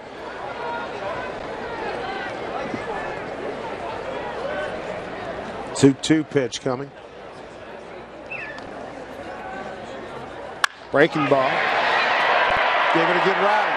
Center field, deep, making a catch is Blanco. Scoring on a play, Seager. Tagging from second to third is Bay.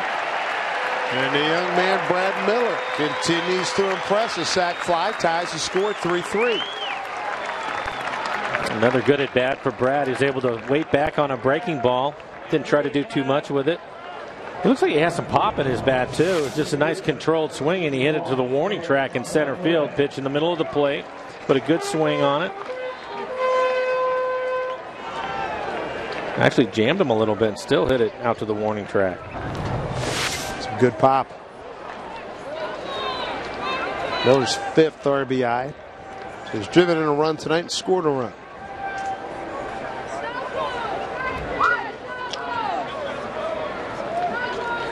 Here's Nick Franklin. 1 out, runners at the corners.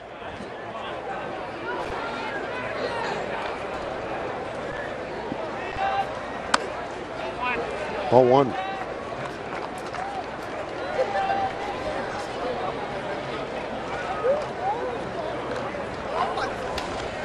Michael Saunders on deck for the Mariners.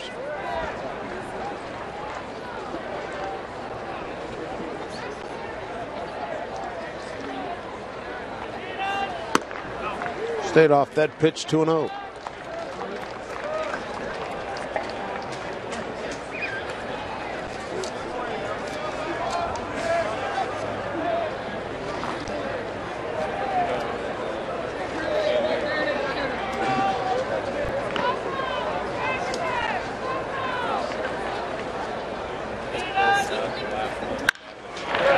Fly ball left field. Torres tagging his bay. Throw to second. So Franklin drives in another run. Mariners back on top, 4-3. Second RBI of the night for Franklin. Eric Wedge will be happy. 2 youngsters at the bottom of the lineup have done some damage in this game, including a couple of sacrifice flies. Take a look at the swing. He gets a fastball that's away from him. Wasn't sure if he had enough of it was going to be deep enough, but it was. Score the runner. We'll have a pitching change after that. So Darryl Madej is done. He's given up a couple of runs here in the 6th. Mariners have taken the lead 4-3. Dan Runzler will take over.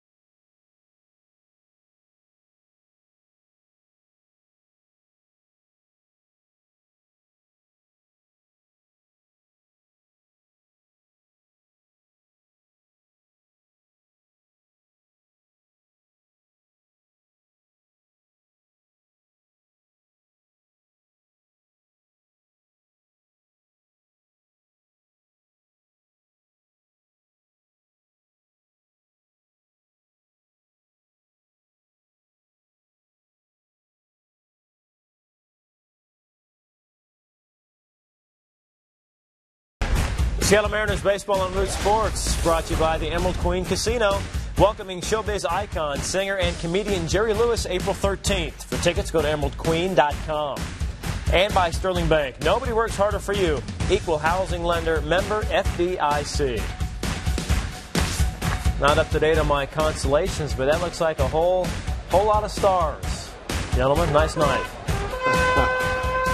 Yes, it is. Thank you, Brad. Dave Sims, Mike Flowers, Root Sports crew on hand here. Mariners 2 runs here in the bottom of the 6th. They've regained the lead at 4-3. Here's Michael Saunders looking at strike 1 with Kelly Shopik at first base. Couple of sacrifice flies by young Mariners Brad Miller and Nick Franklin. The Mariners back on top. 3 sacrifice flies in the ball game here today. Wake swing gets away. Shopik, he gets down to second. A wild pitch from Dan Runzler. And that looked like a situation where Michael was guessing a little bit, looking for the fastball, ended up getting a slider in the dirt. Anytime you see somebody with a swing like that, that's typically the case. He's completely fooled on the pitch. Behind 0-2.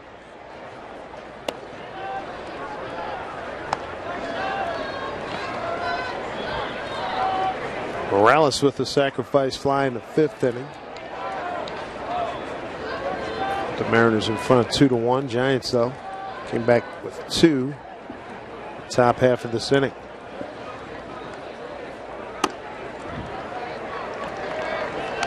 Two and 2 to Saunders. Single, a couple of ground outs the first. Brad Miller is at shortstop tonight. Scored a run and driven in a run. Strike 3 called. Saunders. No real complaint about that one. Walks away. Good inning for the Mariners as Miller and Franklin sacrifice flies. Back to back gives the Mariners a 4-3 lead.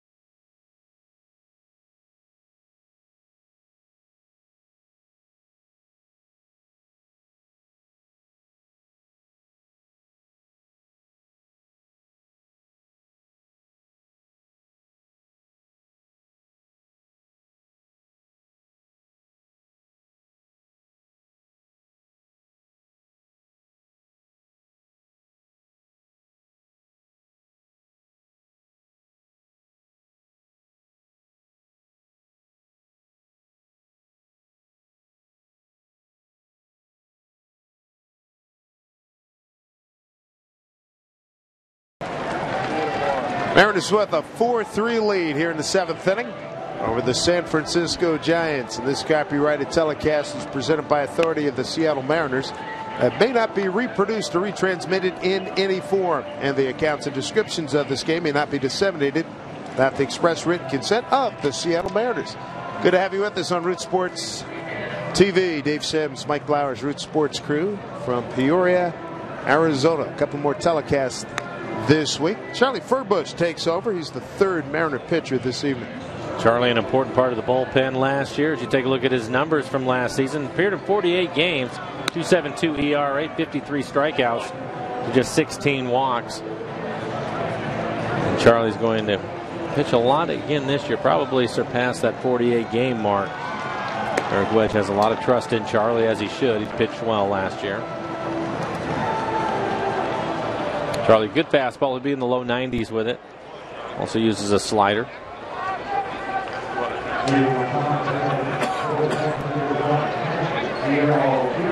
Guillermo Quiroz will lead off. 7, 8, 9 in the order coming up here for the Giants.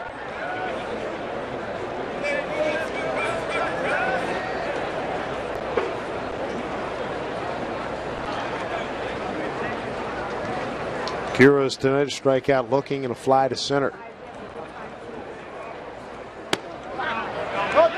There he go. He did, says Dan Bellino down at first.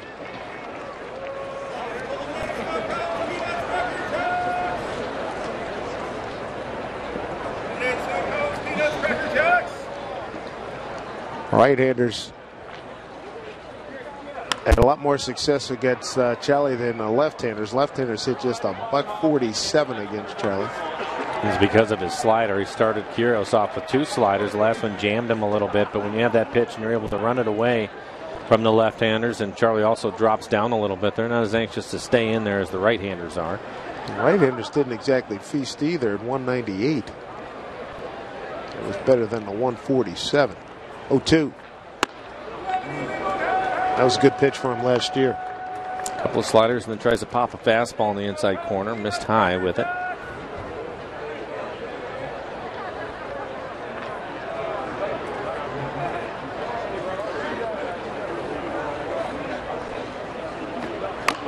Charlie first came over in the Doug Fister trade. Mariners threw him out there as a starter, but boy, this has been his role.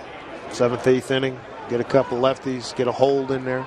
Throws strikes. He can pitch it in the major leagues for a long time, doing exactly that.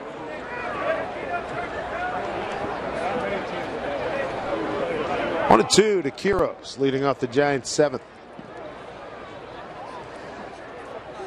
Broke his bat. Looper, Mike Morris. Morris makes the play. Well, that bat exploded. Mariners single game tickets, they're on sale right now. And when you pick up tickets to any at Mariners team stores, you're also going to pick up a discount on Mariners gear. That's right. You're going to get 10% off regular price merchandise when you get your tickets at any of the 5 convenient Mariner team store locations.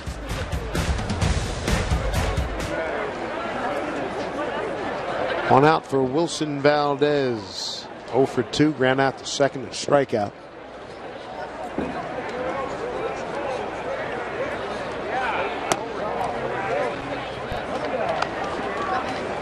Mariners RBIs tonight: Morales, Miller, and 2 for Nick Franklin.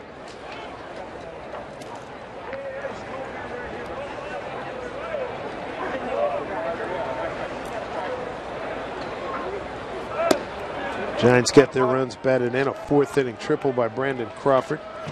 6th inning RBI single by Gregor Blanco. And a couple of batters later, an RBI double by Brandon Belt.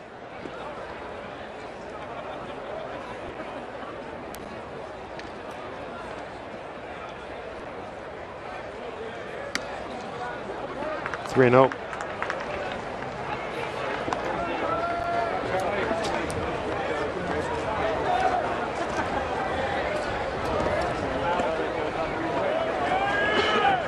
Bush coming over from Detroit July 30th, 2011. Doug Fister pitched today for Detroit. Got roughed up for 7 runs, 6 earned, gave up a grand slam in this contest earlier this afternoon against the Rays. See that Jack Cust is back in the bigs with the Rays? No, really?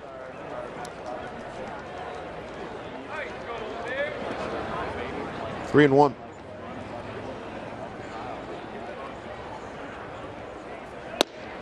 Took a little off with that pitch. And missed. Well, a pretty good slider in the middle of the plate and didn't get the call. Like that. Take another look at this slider. 76 miles an hour. My goodness. I guess he thought it was down. He had to.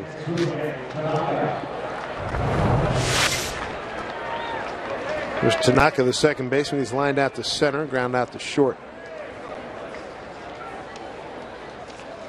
13 years with the Nippon Ham Fighters, a career .294 hitter.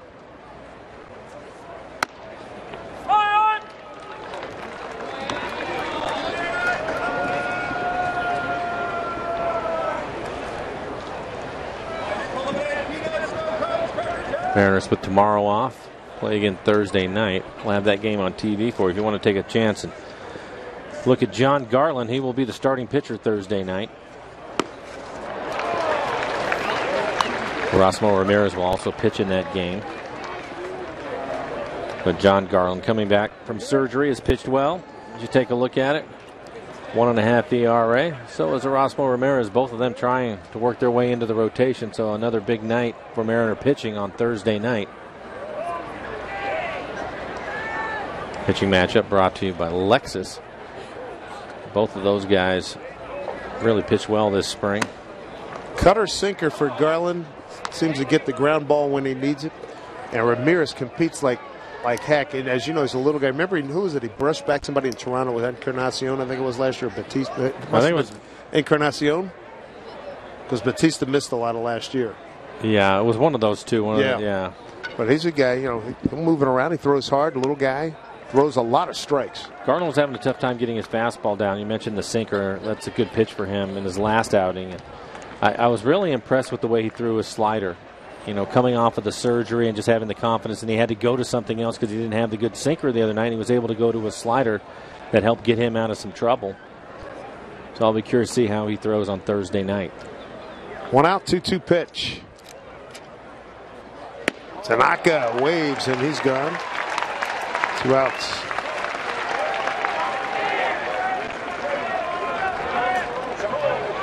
I'll bring up the switch hitting Torres.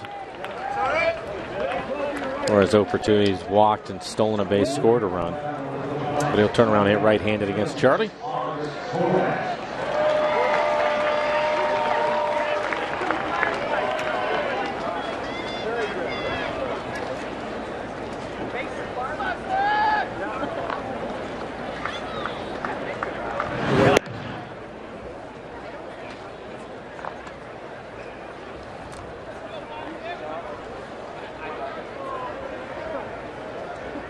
Torres out of Patterson, New Jersey.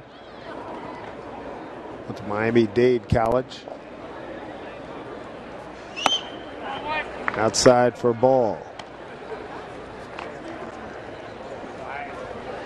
Mentioned second tour of duty with the Giants. He was with them from 2009 to 2011 with the Mets last year.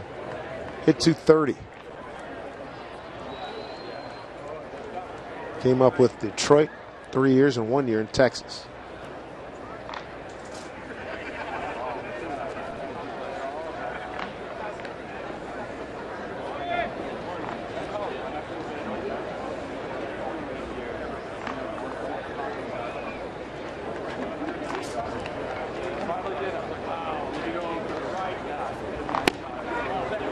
It's off the plate, 2-0.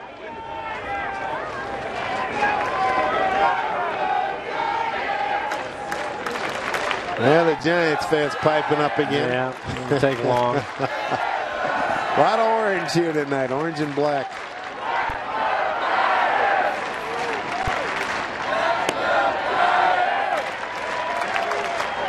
Charlie behind 3-0. Boy, that's a good crowd. Sunday we had a good one in the sunshine. Berm was filled up pretty much the way it is now. 3-0. There's a strike.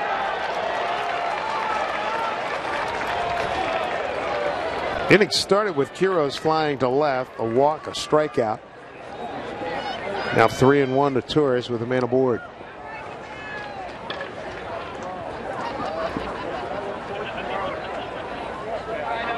Runner goes. And that's ball 4. Charlie's struggling a little bit. A couple of walks here in the inning. A tough time getting his fastball over the plate for a strike.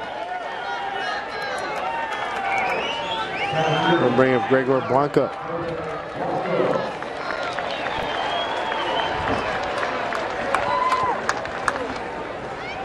Francisco Peguero's on deck for the Giants.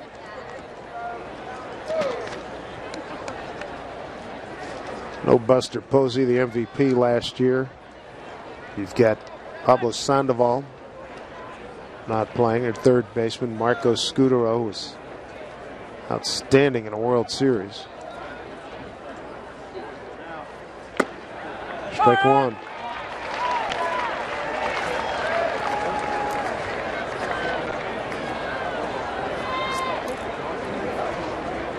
Scudero last year in National League Championship Series MVP.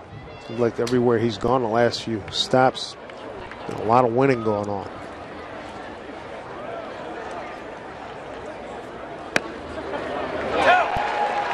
Charlie jumps out front 0-2. It's finally a good slider from him for a strike. Mike Morris, the left fielder, playing shallow and towards the line. We're not expecting Blanco to turn on the ball. Good crowd, 11,188 here at the Peoria Sports Complex. 0-2 here. Swing and a miss. Blanco goes down. Stranding 2 in the Giants' 7th. The home 7th coming up, and the Mariners holding a 4-3 lead.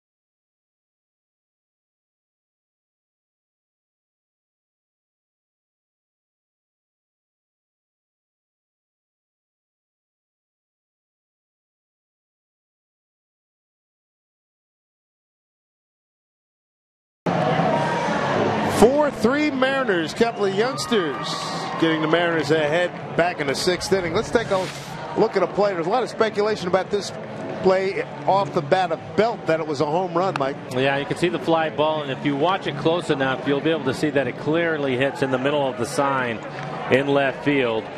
Just a one-hop bounce right to Mike Morris. It looked like it had a chance to get out. In fact, when they did it live, I thought it was going to be a home run, but on the replay there, you can see it clearly hits off of the sign in the red there and bounces right to Mike Morris.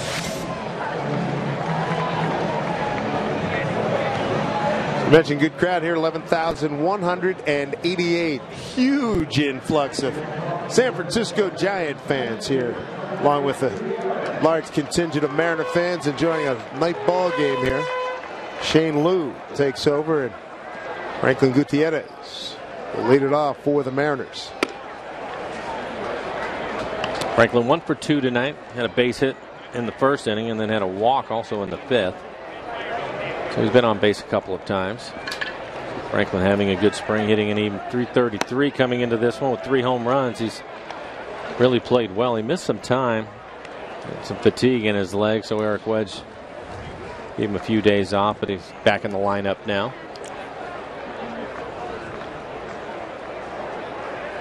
1-1. Pretty good hitter. Goody, Morales, and Morse coming up. Run down some changes here for the Giants. Johnny Manel is the new catcher. Ryan Lolis in center field. Francisco Peguero in right. Pitch misses outside. Don't worry, Dave. Opening day will get here soon enough, buddy. Amen, brother. All those changes. Spring training, you get so many changes, and you start seeing guys with numbers in the 80s and 90s. You have no idea who they are. 80s and 90s. Come on, he's supposed to be a tight end, for crying out loud. Nice looking pitch. Full count.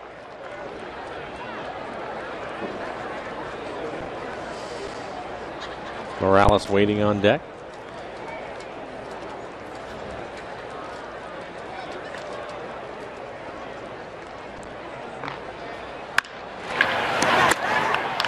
Backhand down there by Valdez. One out. One down here in the 7th. Spend opening night with family and friends at Safeco Field with a special group offer. Not only will you guarantee you'll be on hand to celebrate one of the biggest events of the year at a discounted price, but each member of your group's going to receive a commemorative opening night t-shirt. So book your group. The home opener. Go to mariners.com/group. Boy, they got that figured out. They're comfortable watching a ball game on the blanket on the berm. That works.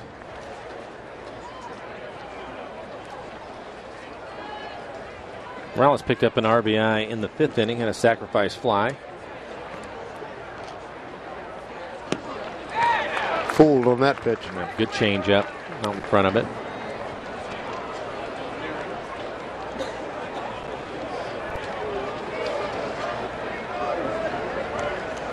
Morales going against a young man that was in the Angels organization for a couple of years. In fact, 25 games in 08 and 09. Shane Liu, 33 out of Rapid City, South Dakota.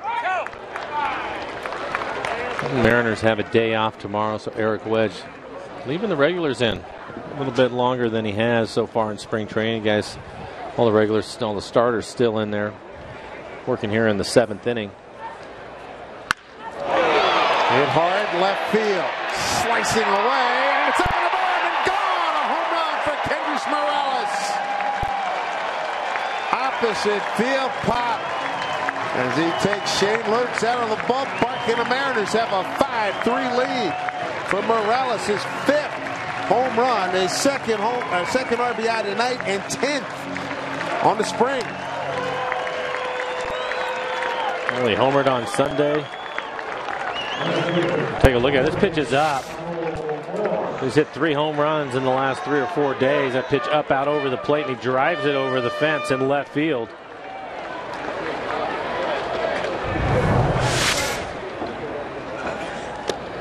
Morris trying to go back to back. Fooled on that breaking ball. That is the 45th home run hit by the Mariners.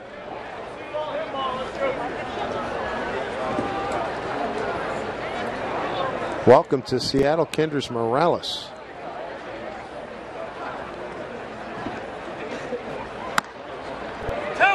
Like 2 to Morris. 51 is the record, and they're definitely going to get that, I would think. 51 in 1999.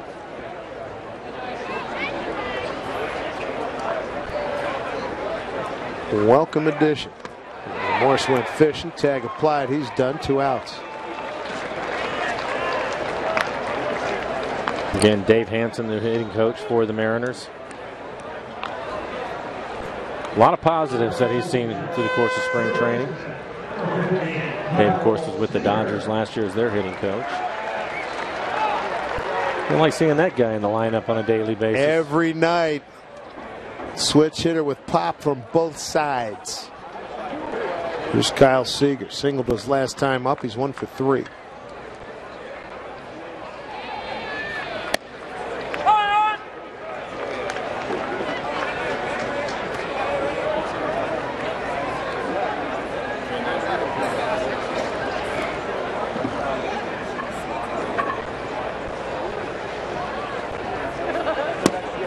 Swing and a miss. Speaking of the Dodgers, Kyle has a brother now who's in the Dodgers system. You see him? He's tall. I haven't seen him, no. He's about 6'3". Kyle was saying he's got great potential, but he has to look up to his younger brother. There's a third one, still in Carolina, still in college, I believe. Seager family well represented in the game of baseball. Yes.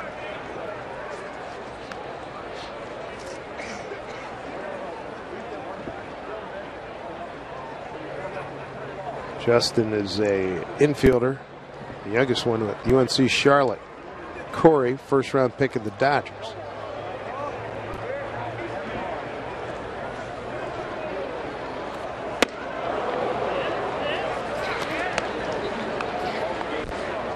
Pitcher on the mound, Shane Lukes with Detroit, couple of years, Angels couple of years, total of 5 years in the big leagues, a record of 4-7. He's appeared in just 58 games. 2-2. Ooh, a throwing duck, almost shaved it.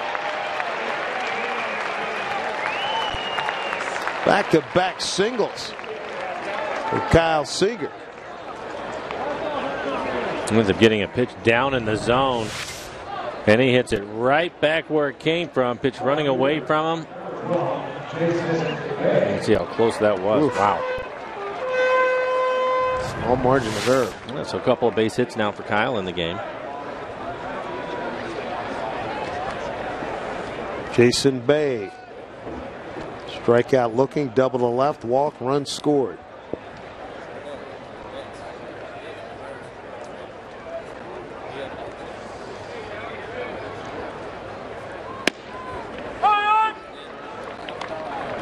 Strike one to Jason.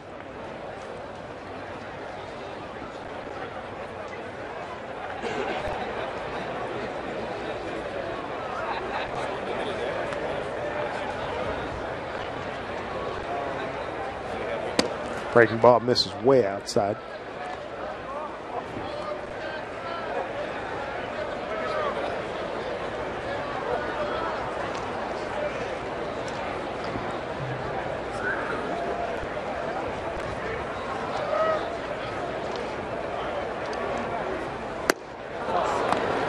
Pretty good heater, well placed.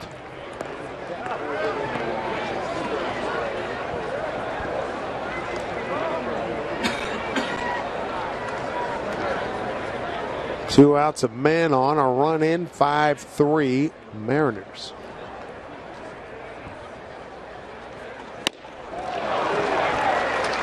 Highlight of the inning, Kendrys Morales' 5th home run, 2nd RBI tonight. Mariners by 2, and when we come back, Angie Mentik's going to have a conversation with Brendan Maurer, the Mariners starter tonight, who did a really nice job.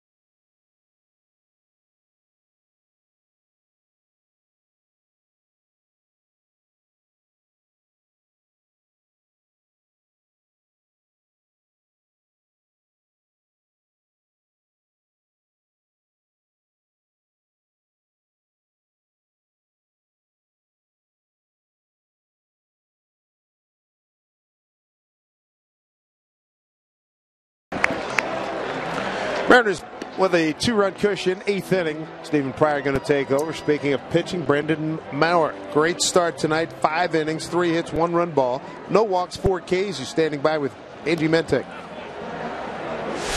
This is the hard part. Assess how you did out there today. Okay. I felt all right. The fastball lacked quite a bit of control, but I was able to kind of go in there with my off-speed pitches and get outs. All right, you left with the lead. You went 5 innings. What sort of other things were you hoping to accomplish out there and did today? Just trying to have fun. I had a lot of fun today, so I'll take it as a win. All right, many still have you in the running for this rotation. Is that hard to put out of your mind, or is that a motivator? I don't think it's either of them. I just kind of come in and do my stuff every day, and if I'm pitching up here, if I'm pitching down there, I'm still pitching, so. You know, Brandon, so much focus was on the big 3, but Jack Z and anybody else would say it's the Fantastic 4. So they've been reassigned. You're still here. Are they still talking to you? And if so, what are they saying to? I live with 2 of them, and we're real good friends. And then Holtz is also in there. So we all support each other. I want to be the torch, by the way, if anyone asks. Fantastic 4, the torch. No, we're not there. Okay. Gotcha. I gotcha. I'm picking up what you're putting down there. All right. And if you had to say what the other 3 were, how would you go ahead and throw them out there? Ooh. Probably Holton would be the Jessica Alba. Yeah. We'll go with Taiwan as the stretchy guy, and then the thing could be Pax. Yeah, we'll go with that. Put a good handle on the comic book IDs of the young Mariner pitchers. 1 down as Francisco Peguero flies out to right field. It's funny. Yeah, see how happy Danny's going to be when he sees that. Yeah, right. One out in the 8th. Here's Ricky Oropesa.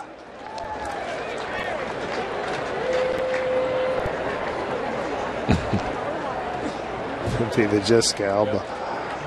That's funny. One out. Stephen Pryor is the pitcher. In a 1-2-3/8 against the Netherlands 4 days ago. He's pitched well in spring training, a 2.57 for the spring. For Stephen Pryor, you can see what he did last year, 3.91 ERA, 27 strikeouts, 13 walks. He's got the good fastball, as we saw in his debut against the White Sox. Just a matter of him working on and controlling the breaking pitches, he and Carter Capps, because both of them rush it up there quite well. They do, and I think the thing that was interesting was Stephen last year, and you mentioned the opening day when he actually touched 100 miles an hour, but it seemed that the further along he went and the more that he settled down, his velocity went down a little bit, and I think it was to what you were saying. He was more concerned about hitting his spots, and I think he realized that's the most important thing at this level, even if you have a good arm. And there are plenty of them out in the bullpen for the Mariners. When you think of him, and you mentioned Carter Capps, and of course Tom Wilhelmsen, got some guys that can rush it up there. Don't know if he's going to make the club, but another guy certainly caught the attention of people. Carson Smith, he's 1-0, right-hander, funky delivery, and right-handers.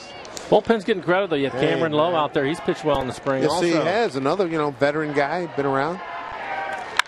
That's well struck. Base hit. Struck on a fastball, or Pacers aboard. 1 out, 1 on, 8th inning. Fans, do you have a burning question about Northwest Sports for on-air personality Jen Mueller? Post your question on Twitter using hashtag RootQuestions, and you could have your question answered by Jen on rootsports.com, and you'll be eligible to win a Root Sports prize pack. For official rules to hear your questions and see if you're the winner, visit rootsports.com. Here's Bobby Haney.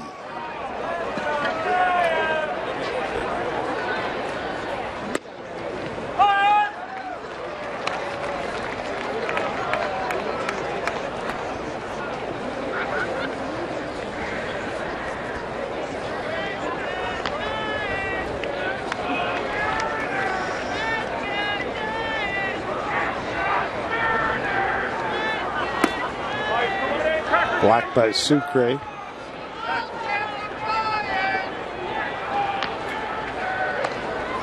Kendrys Morales 2 RBIs tonight. Nick Franklin is driven in 2, and Brad Miller the other. For the Mariners, Blanco, Belt, and Crawford accounted for the Giants runs. 1-2.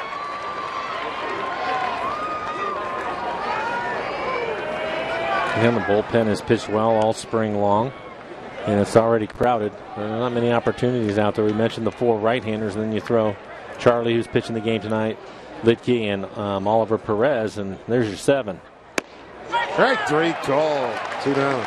Good fastball, 95 miles an hour on the outside corner.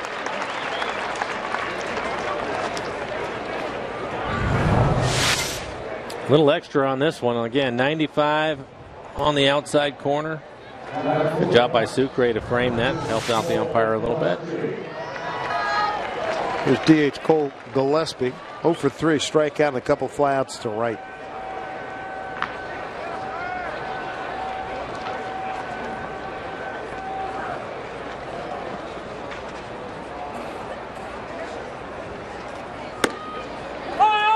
Breaking ball for strike. Pryor pitched at 4 levels in the Mariners system last year. 1-0 Double-A Jackson, 16 games, no record, ERA of 0.00 at Tacoma. A rehab assignment at High Desert, 2 games, 6.75 ERA. And with the Mariners, as we showed you, 3-1 with a 3.91.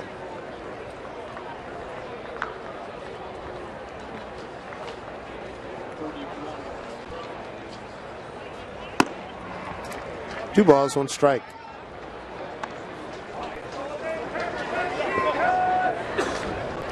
Cameron Lowe warming up.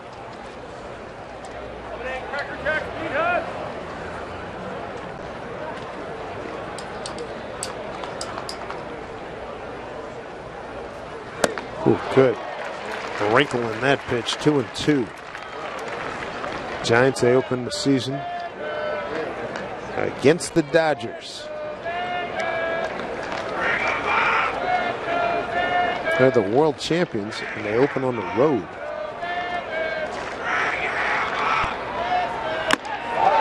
Overpowered him. Nice work by Stephen Pryor. Couple of strikeouts. Into top of the 8th. Mariners, 2-run lead at 5-3.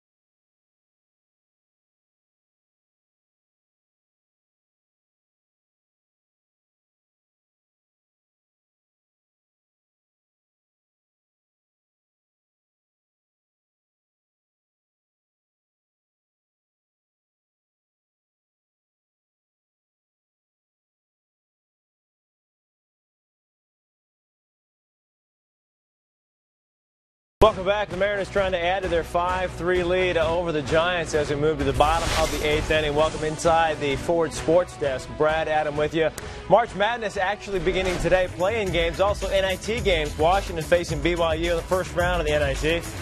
Huskies could not stop this man, Tyler Haws. 37 points, a variety of shots. BYU takes care of the Huskies 90-79. Utah native C.J. Wilcox, Haws' good friend, led the Dogs with 23 points. They end the year 18-16, guys. So the NIT underway, some play-in games, of course. March Madness begins in earnest, I guess, Thursday. And Dave, you'll be involved in some of those games as well? Yes, sir. Going to Salt Lake City. Looking forward to seeing the Zags of Gonzaga. Tell you what, they could be in position for a good second-round matchup, if I remember my brackets correctly, against the winner of Pitt, Wichita State, round 2, the second day. That could be nice. Jesus Sucre gets a chance to swing the bat. I was happy to see that a lot of experts are expecting them to go deep, if not win at all. One team in the country. Yeah. Go Bulldogs. Nice piece in SI on Sports Illustrated this week on the ball club. I'm sure there'll be good support in Salt Lake City on Thursday and Saturday.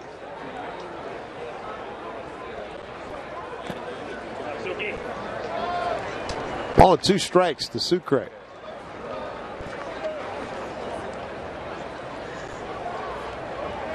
Hit .176, his 12th game of the spring.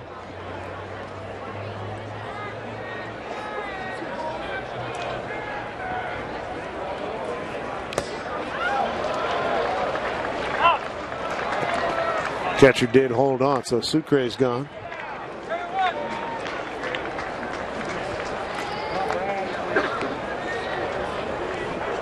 Mariners have struck out 11 times. Giants have struck out 9 times tonight. We have Brad Miller. He's had a good night. Hit by a pitch, stole a base, and scored back in the second inning. And picked up an RBI in the 6th on the sacrifice fly.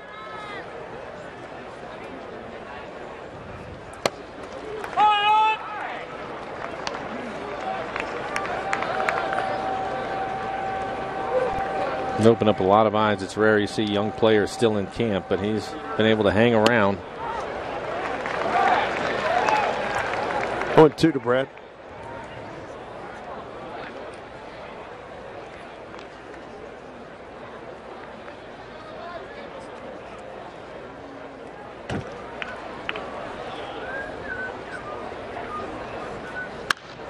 Stays alive at that swing.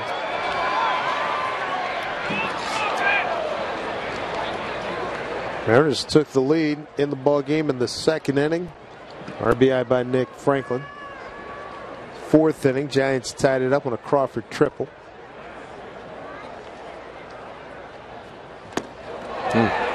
Pretty good pitch.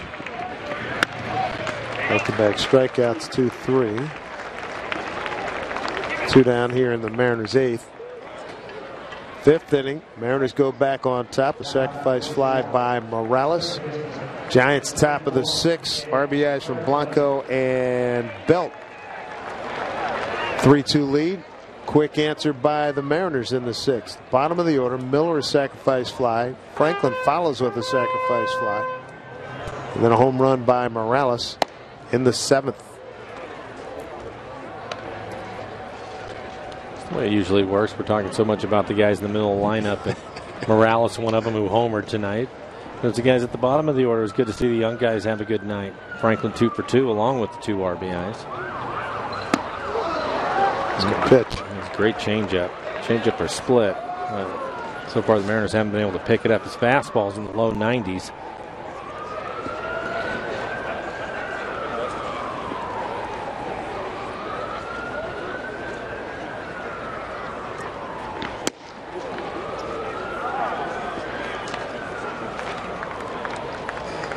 Ramon Ramirez, 5'11", 200.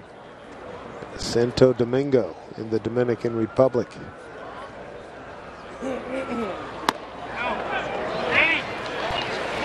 Did not go.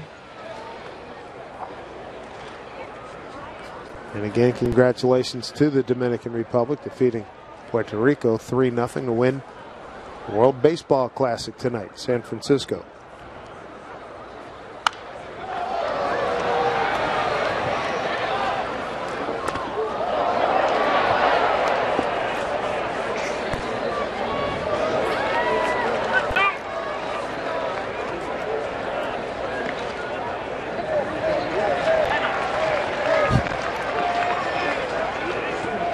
Souvenir, happy fan.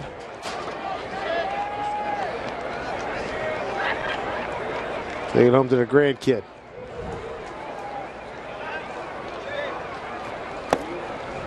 Franklin works a walk.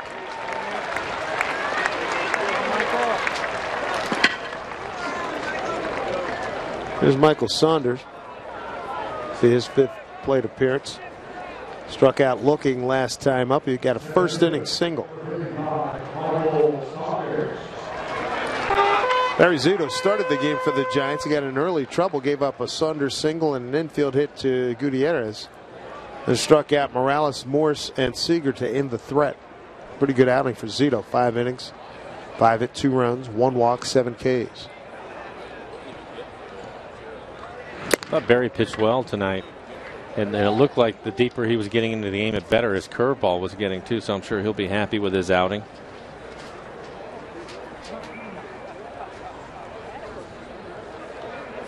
Mariners trying to extend their winning streak to 6 games, coming off a 6-5 win against the A's in Phoenix yesterday. Jesus Montero hit the ball really well yesterday. Coco Chris jumped over the fence in deep left center field to take a sure home run away from. It was a fabulous play. And then Jesus doubled off the wall in right center field. We showed you in the pregame show what Morse did. He had a long home run. Miller got a double. Coco Chris tried to bring that home run. Yeah, down. right. He was up over the wall on that one. Runner goes. Pretty good jump. No throw. Stolen base, Nick Franklin. Showing some speed. Mariners with a couple of stolen bases tonight. Brad Miller also stole a base in the second inning. And Franklin with a stolen base, his second. Good count here for Saunders.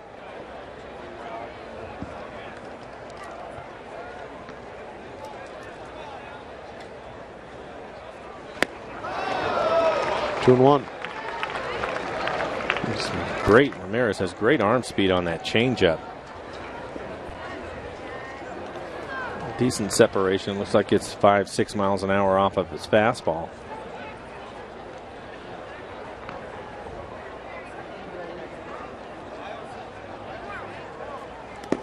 Since you retired, are you seeing more get even pitches, come from behind pitches that are off-speed pitches, 2-1, 3-1, way more than back when you played? And it's not, you've only been retired, it's not a long time, but. Well, what I've noticed is that you would still see those types of pitches, but it was more for the guys in the middle of the lineup, the ones that could hurt you. Down the line, that's a fair ball. That'll pick up a run. Saunders will get extra bases. May make a bid for 3. I think he will. He picks up Jeff Datz. Here he comes, getting a wave on. Throw to third. A stand-up RBI triple. Michael Saunders, 6-3, Seattle.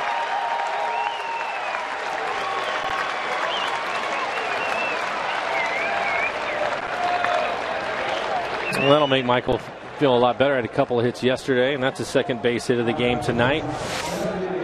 Hit it hard right down the line. Looks like the changeup again runs out in the middle of the plate. Michael out in front of it, but able to keep his hands back just long enough to rip it into the corner.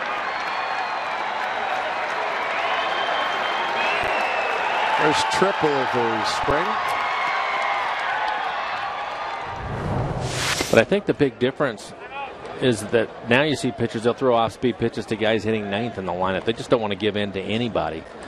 And before that was boom, here it is, go ahead, hit it. And I think it's a mistake. I think even in the game today, if you see the really good pitchers, they usually keep their walks down, and it's because they're going to go after guys that are at the bottom of the order. They're not going to mess around too much with it.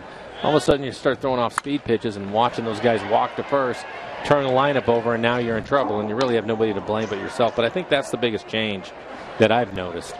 The guys that would hit in the middle of the lineup they'd pitch them tough and not give in to them.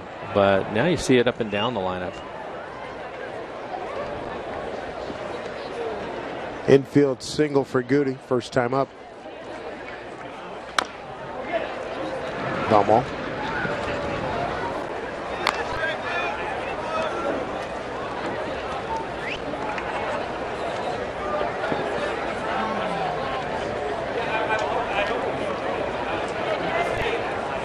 It never fails. You get those guys getting cute. You miss. There's 2 on, and boom.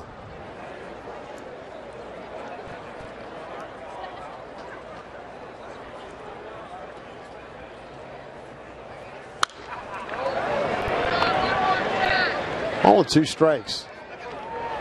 I was talking to Michael yesterday, and he was talking about the World Baseball Classic and saying how intense all of that was. And then all of a sudden you find yourself back in spring training, and it's hard to get it fired up again. And said he needed to get it turned back around. So this is good for him to get a couple of hits tonight, and again followed up by 2 hits yesterday.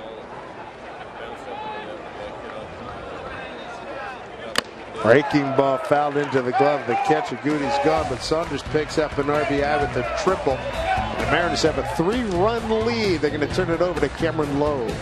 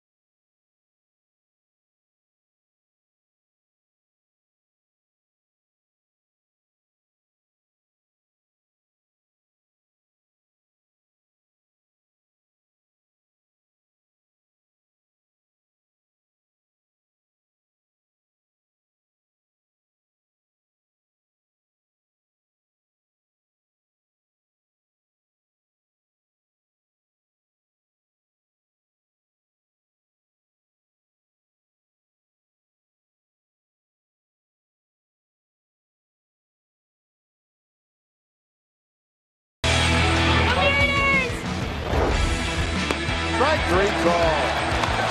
Snagged by Morales. Hit hard left field. Slicing away. It's on the board and gone. A home run for Kendrick Morales. A little pop tonight from the Mariners. 6-3 over the Giants.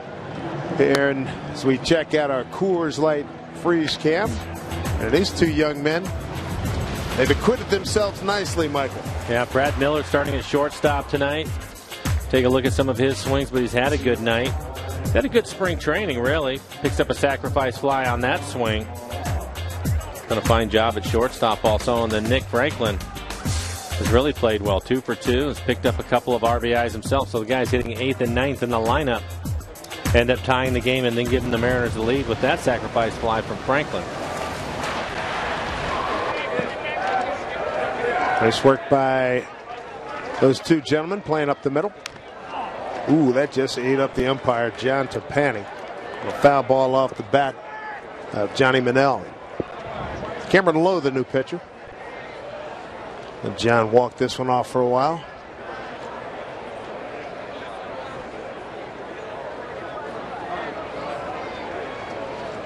Sucre going to give him a few extra minutes. Really, the umpires and catchers help each other out. Yes, sir. Take a look at the numbers for Cameron Lowe last year with the Brewers. Appeared in 70 games. That's a lot of games. 6-5 record, 55 strikeouts, 20 walks for him.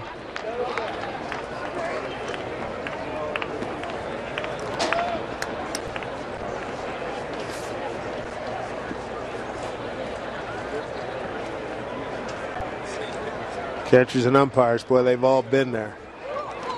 Empathy runs quite well between those two groups of folks. 1-1 to count. 7, 8, 9 in the order for the Giants. Largely the minor leaguers, looks like, with the exception of Wilson Valdez, who's on deck. Low. You hear like the communication out there. You got time, you got time. It's good stuff. One out. And for Cameron, even though he's an imposing figure on the mound, 6'8", 6'9", every bit in that neighborhood, he's not an overpowering pitcher. His fastball will be in the low 90s, but he will mix it up, throw a curveball and a slider, mix in a changeup. It's good movement on his fastball, tries to sink it.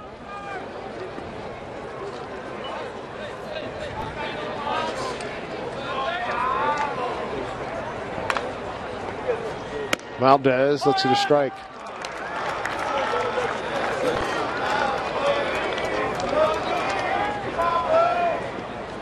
Well, it's nice to say here on March 19th, a lot of numbers games. Various positions. We were talking about some of the hitters, the infielders, the bullpen. It's the starters. Oh, nice looking bunt. Barehand charge, fire. Yes, sir. Nice play, Seager, 2 down.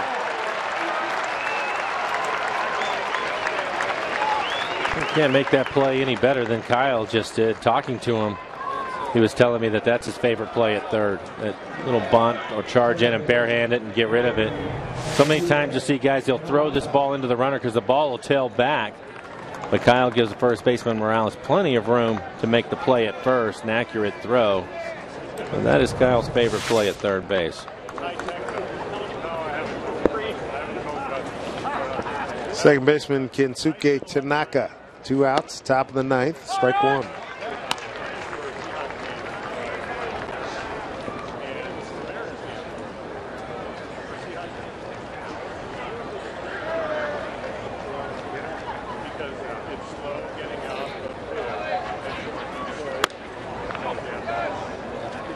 One.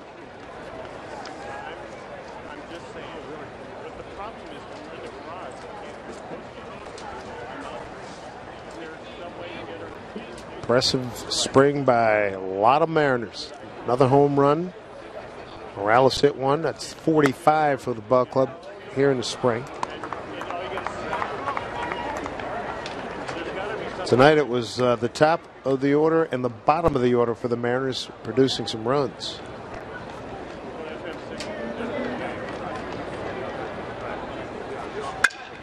Boy, the bat went almost as far There's the ball low. Can't blame Cameron Lowe on that one. Absolutely not. Self-preservation, baby. Get out of the way. Thought maybe Morales would let that go and let Franklin handle it. He certainly wasn't going to be able to get to it, but Morales, the first baseman, it was an easy play for him, but he didn't realize that the barrel of the bat was flying out at the mound right at Cameron Lowe. Take another look at it. Cameron, knowing he's supposed to get over, you can see him start off the mound, then he waits. Good idea. His bat just shatters. But he started towards first base and had to stop and wait for the bat to go by him. That'll be an infield hit. Whew.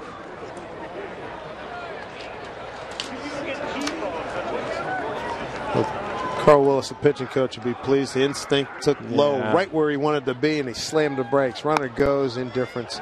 He's down to second base.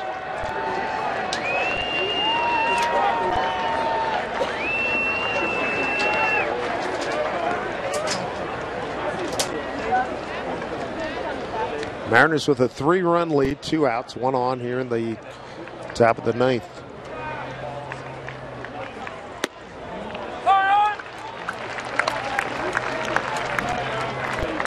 Fine breaking ball. Jackson Williams is on deck for the Giants.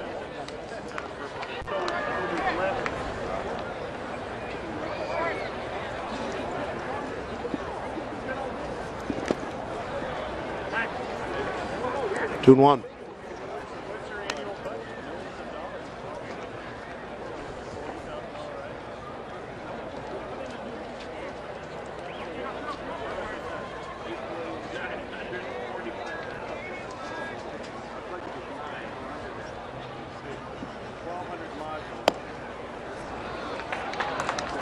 Lowe is behind 3-1.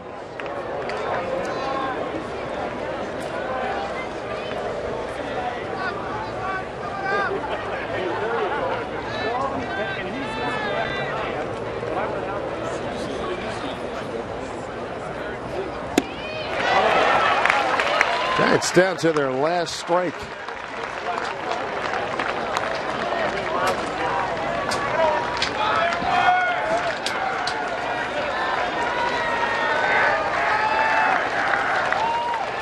Well, here you go. 3-2, 2 outs, man at second. Pitch from Lowe. Swing and a miss, and that's the ball game. Mariners win their 6th consecutive ball game. Highlighted by another impressive performance by rookie right-hander Brandon Maurer. 5 innings, a 3-hit, 1-run ball, no walks, and 4 strikeouts. Tell you what, Mike, he's looking really good, and a couple of young hitters got the job done tonight. Yeah, the rotation, it's crowded at the bottom. Who's going to be the 4th and 5th starters? Brandon Morrow, again, pitched well. He's had a great spring training. Did not hurt himself tonight. Good to see the young guys have a good night. Fundamentally, they did a lot of things right that Eric Wedge will be happy about. And then, of course, the home run from Morales. So impressive work here tonight for the Mariners. Run their record in the spring to 17-7. The Giants dropped to 9-11. A great night in the desert. 2 hours, 59 minutes for the Mariners to defeat the defending world champion San Francisco Giants. For Mike Flowers, I'm Dave Sims. Jim Mueller standing by. He's coming up next with Mariners All Access. We'll have more from Peoria. Good to have you with us here at Mariner Baseball.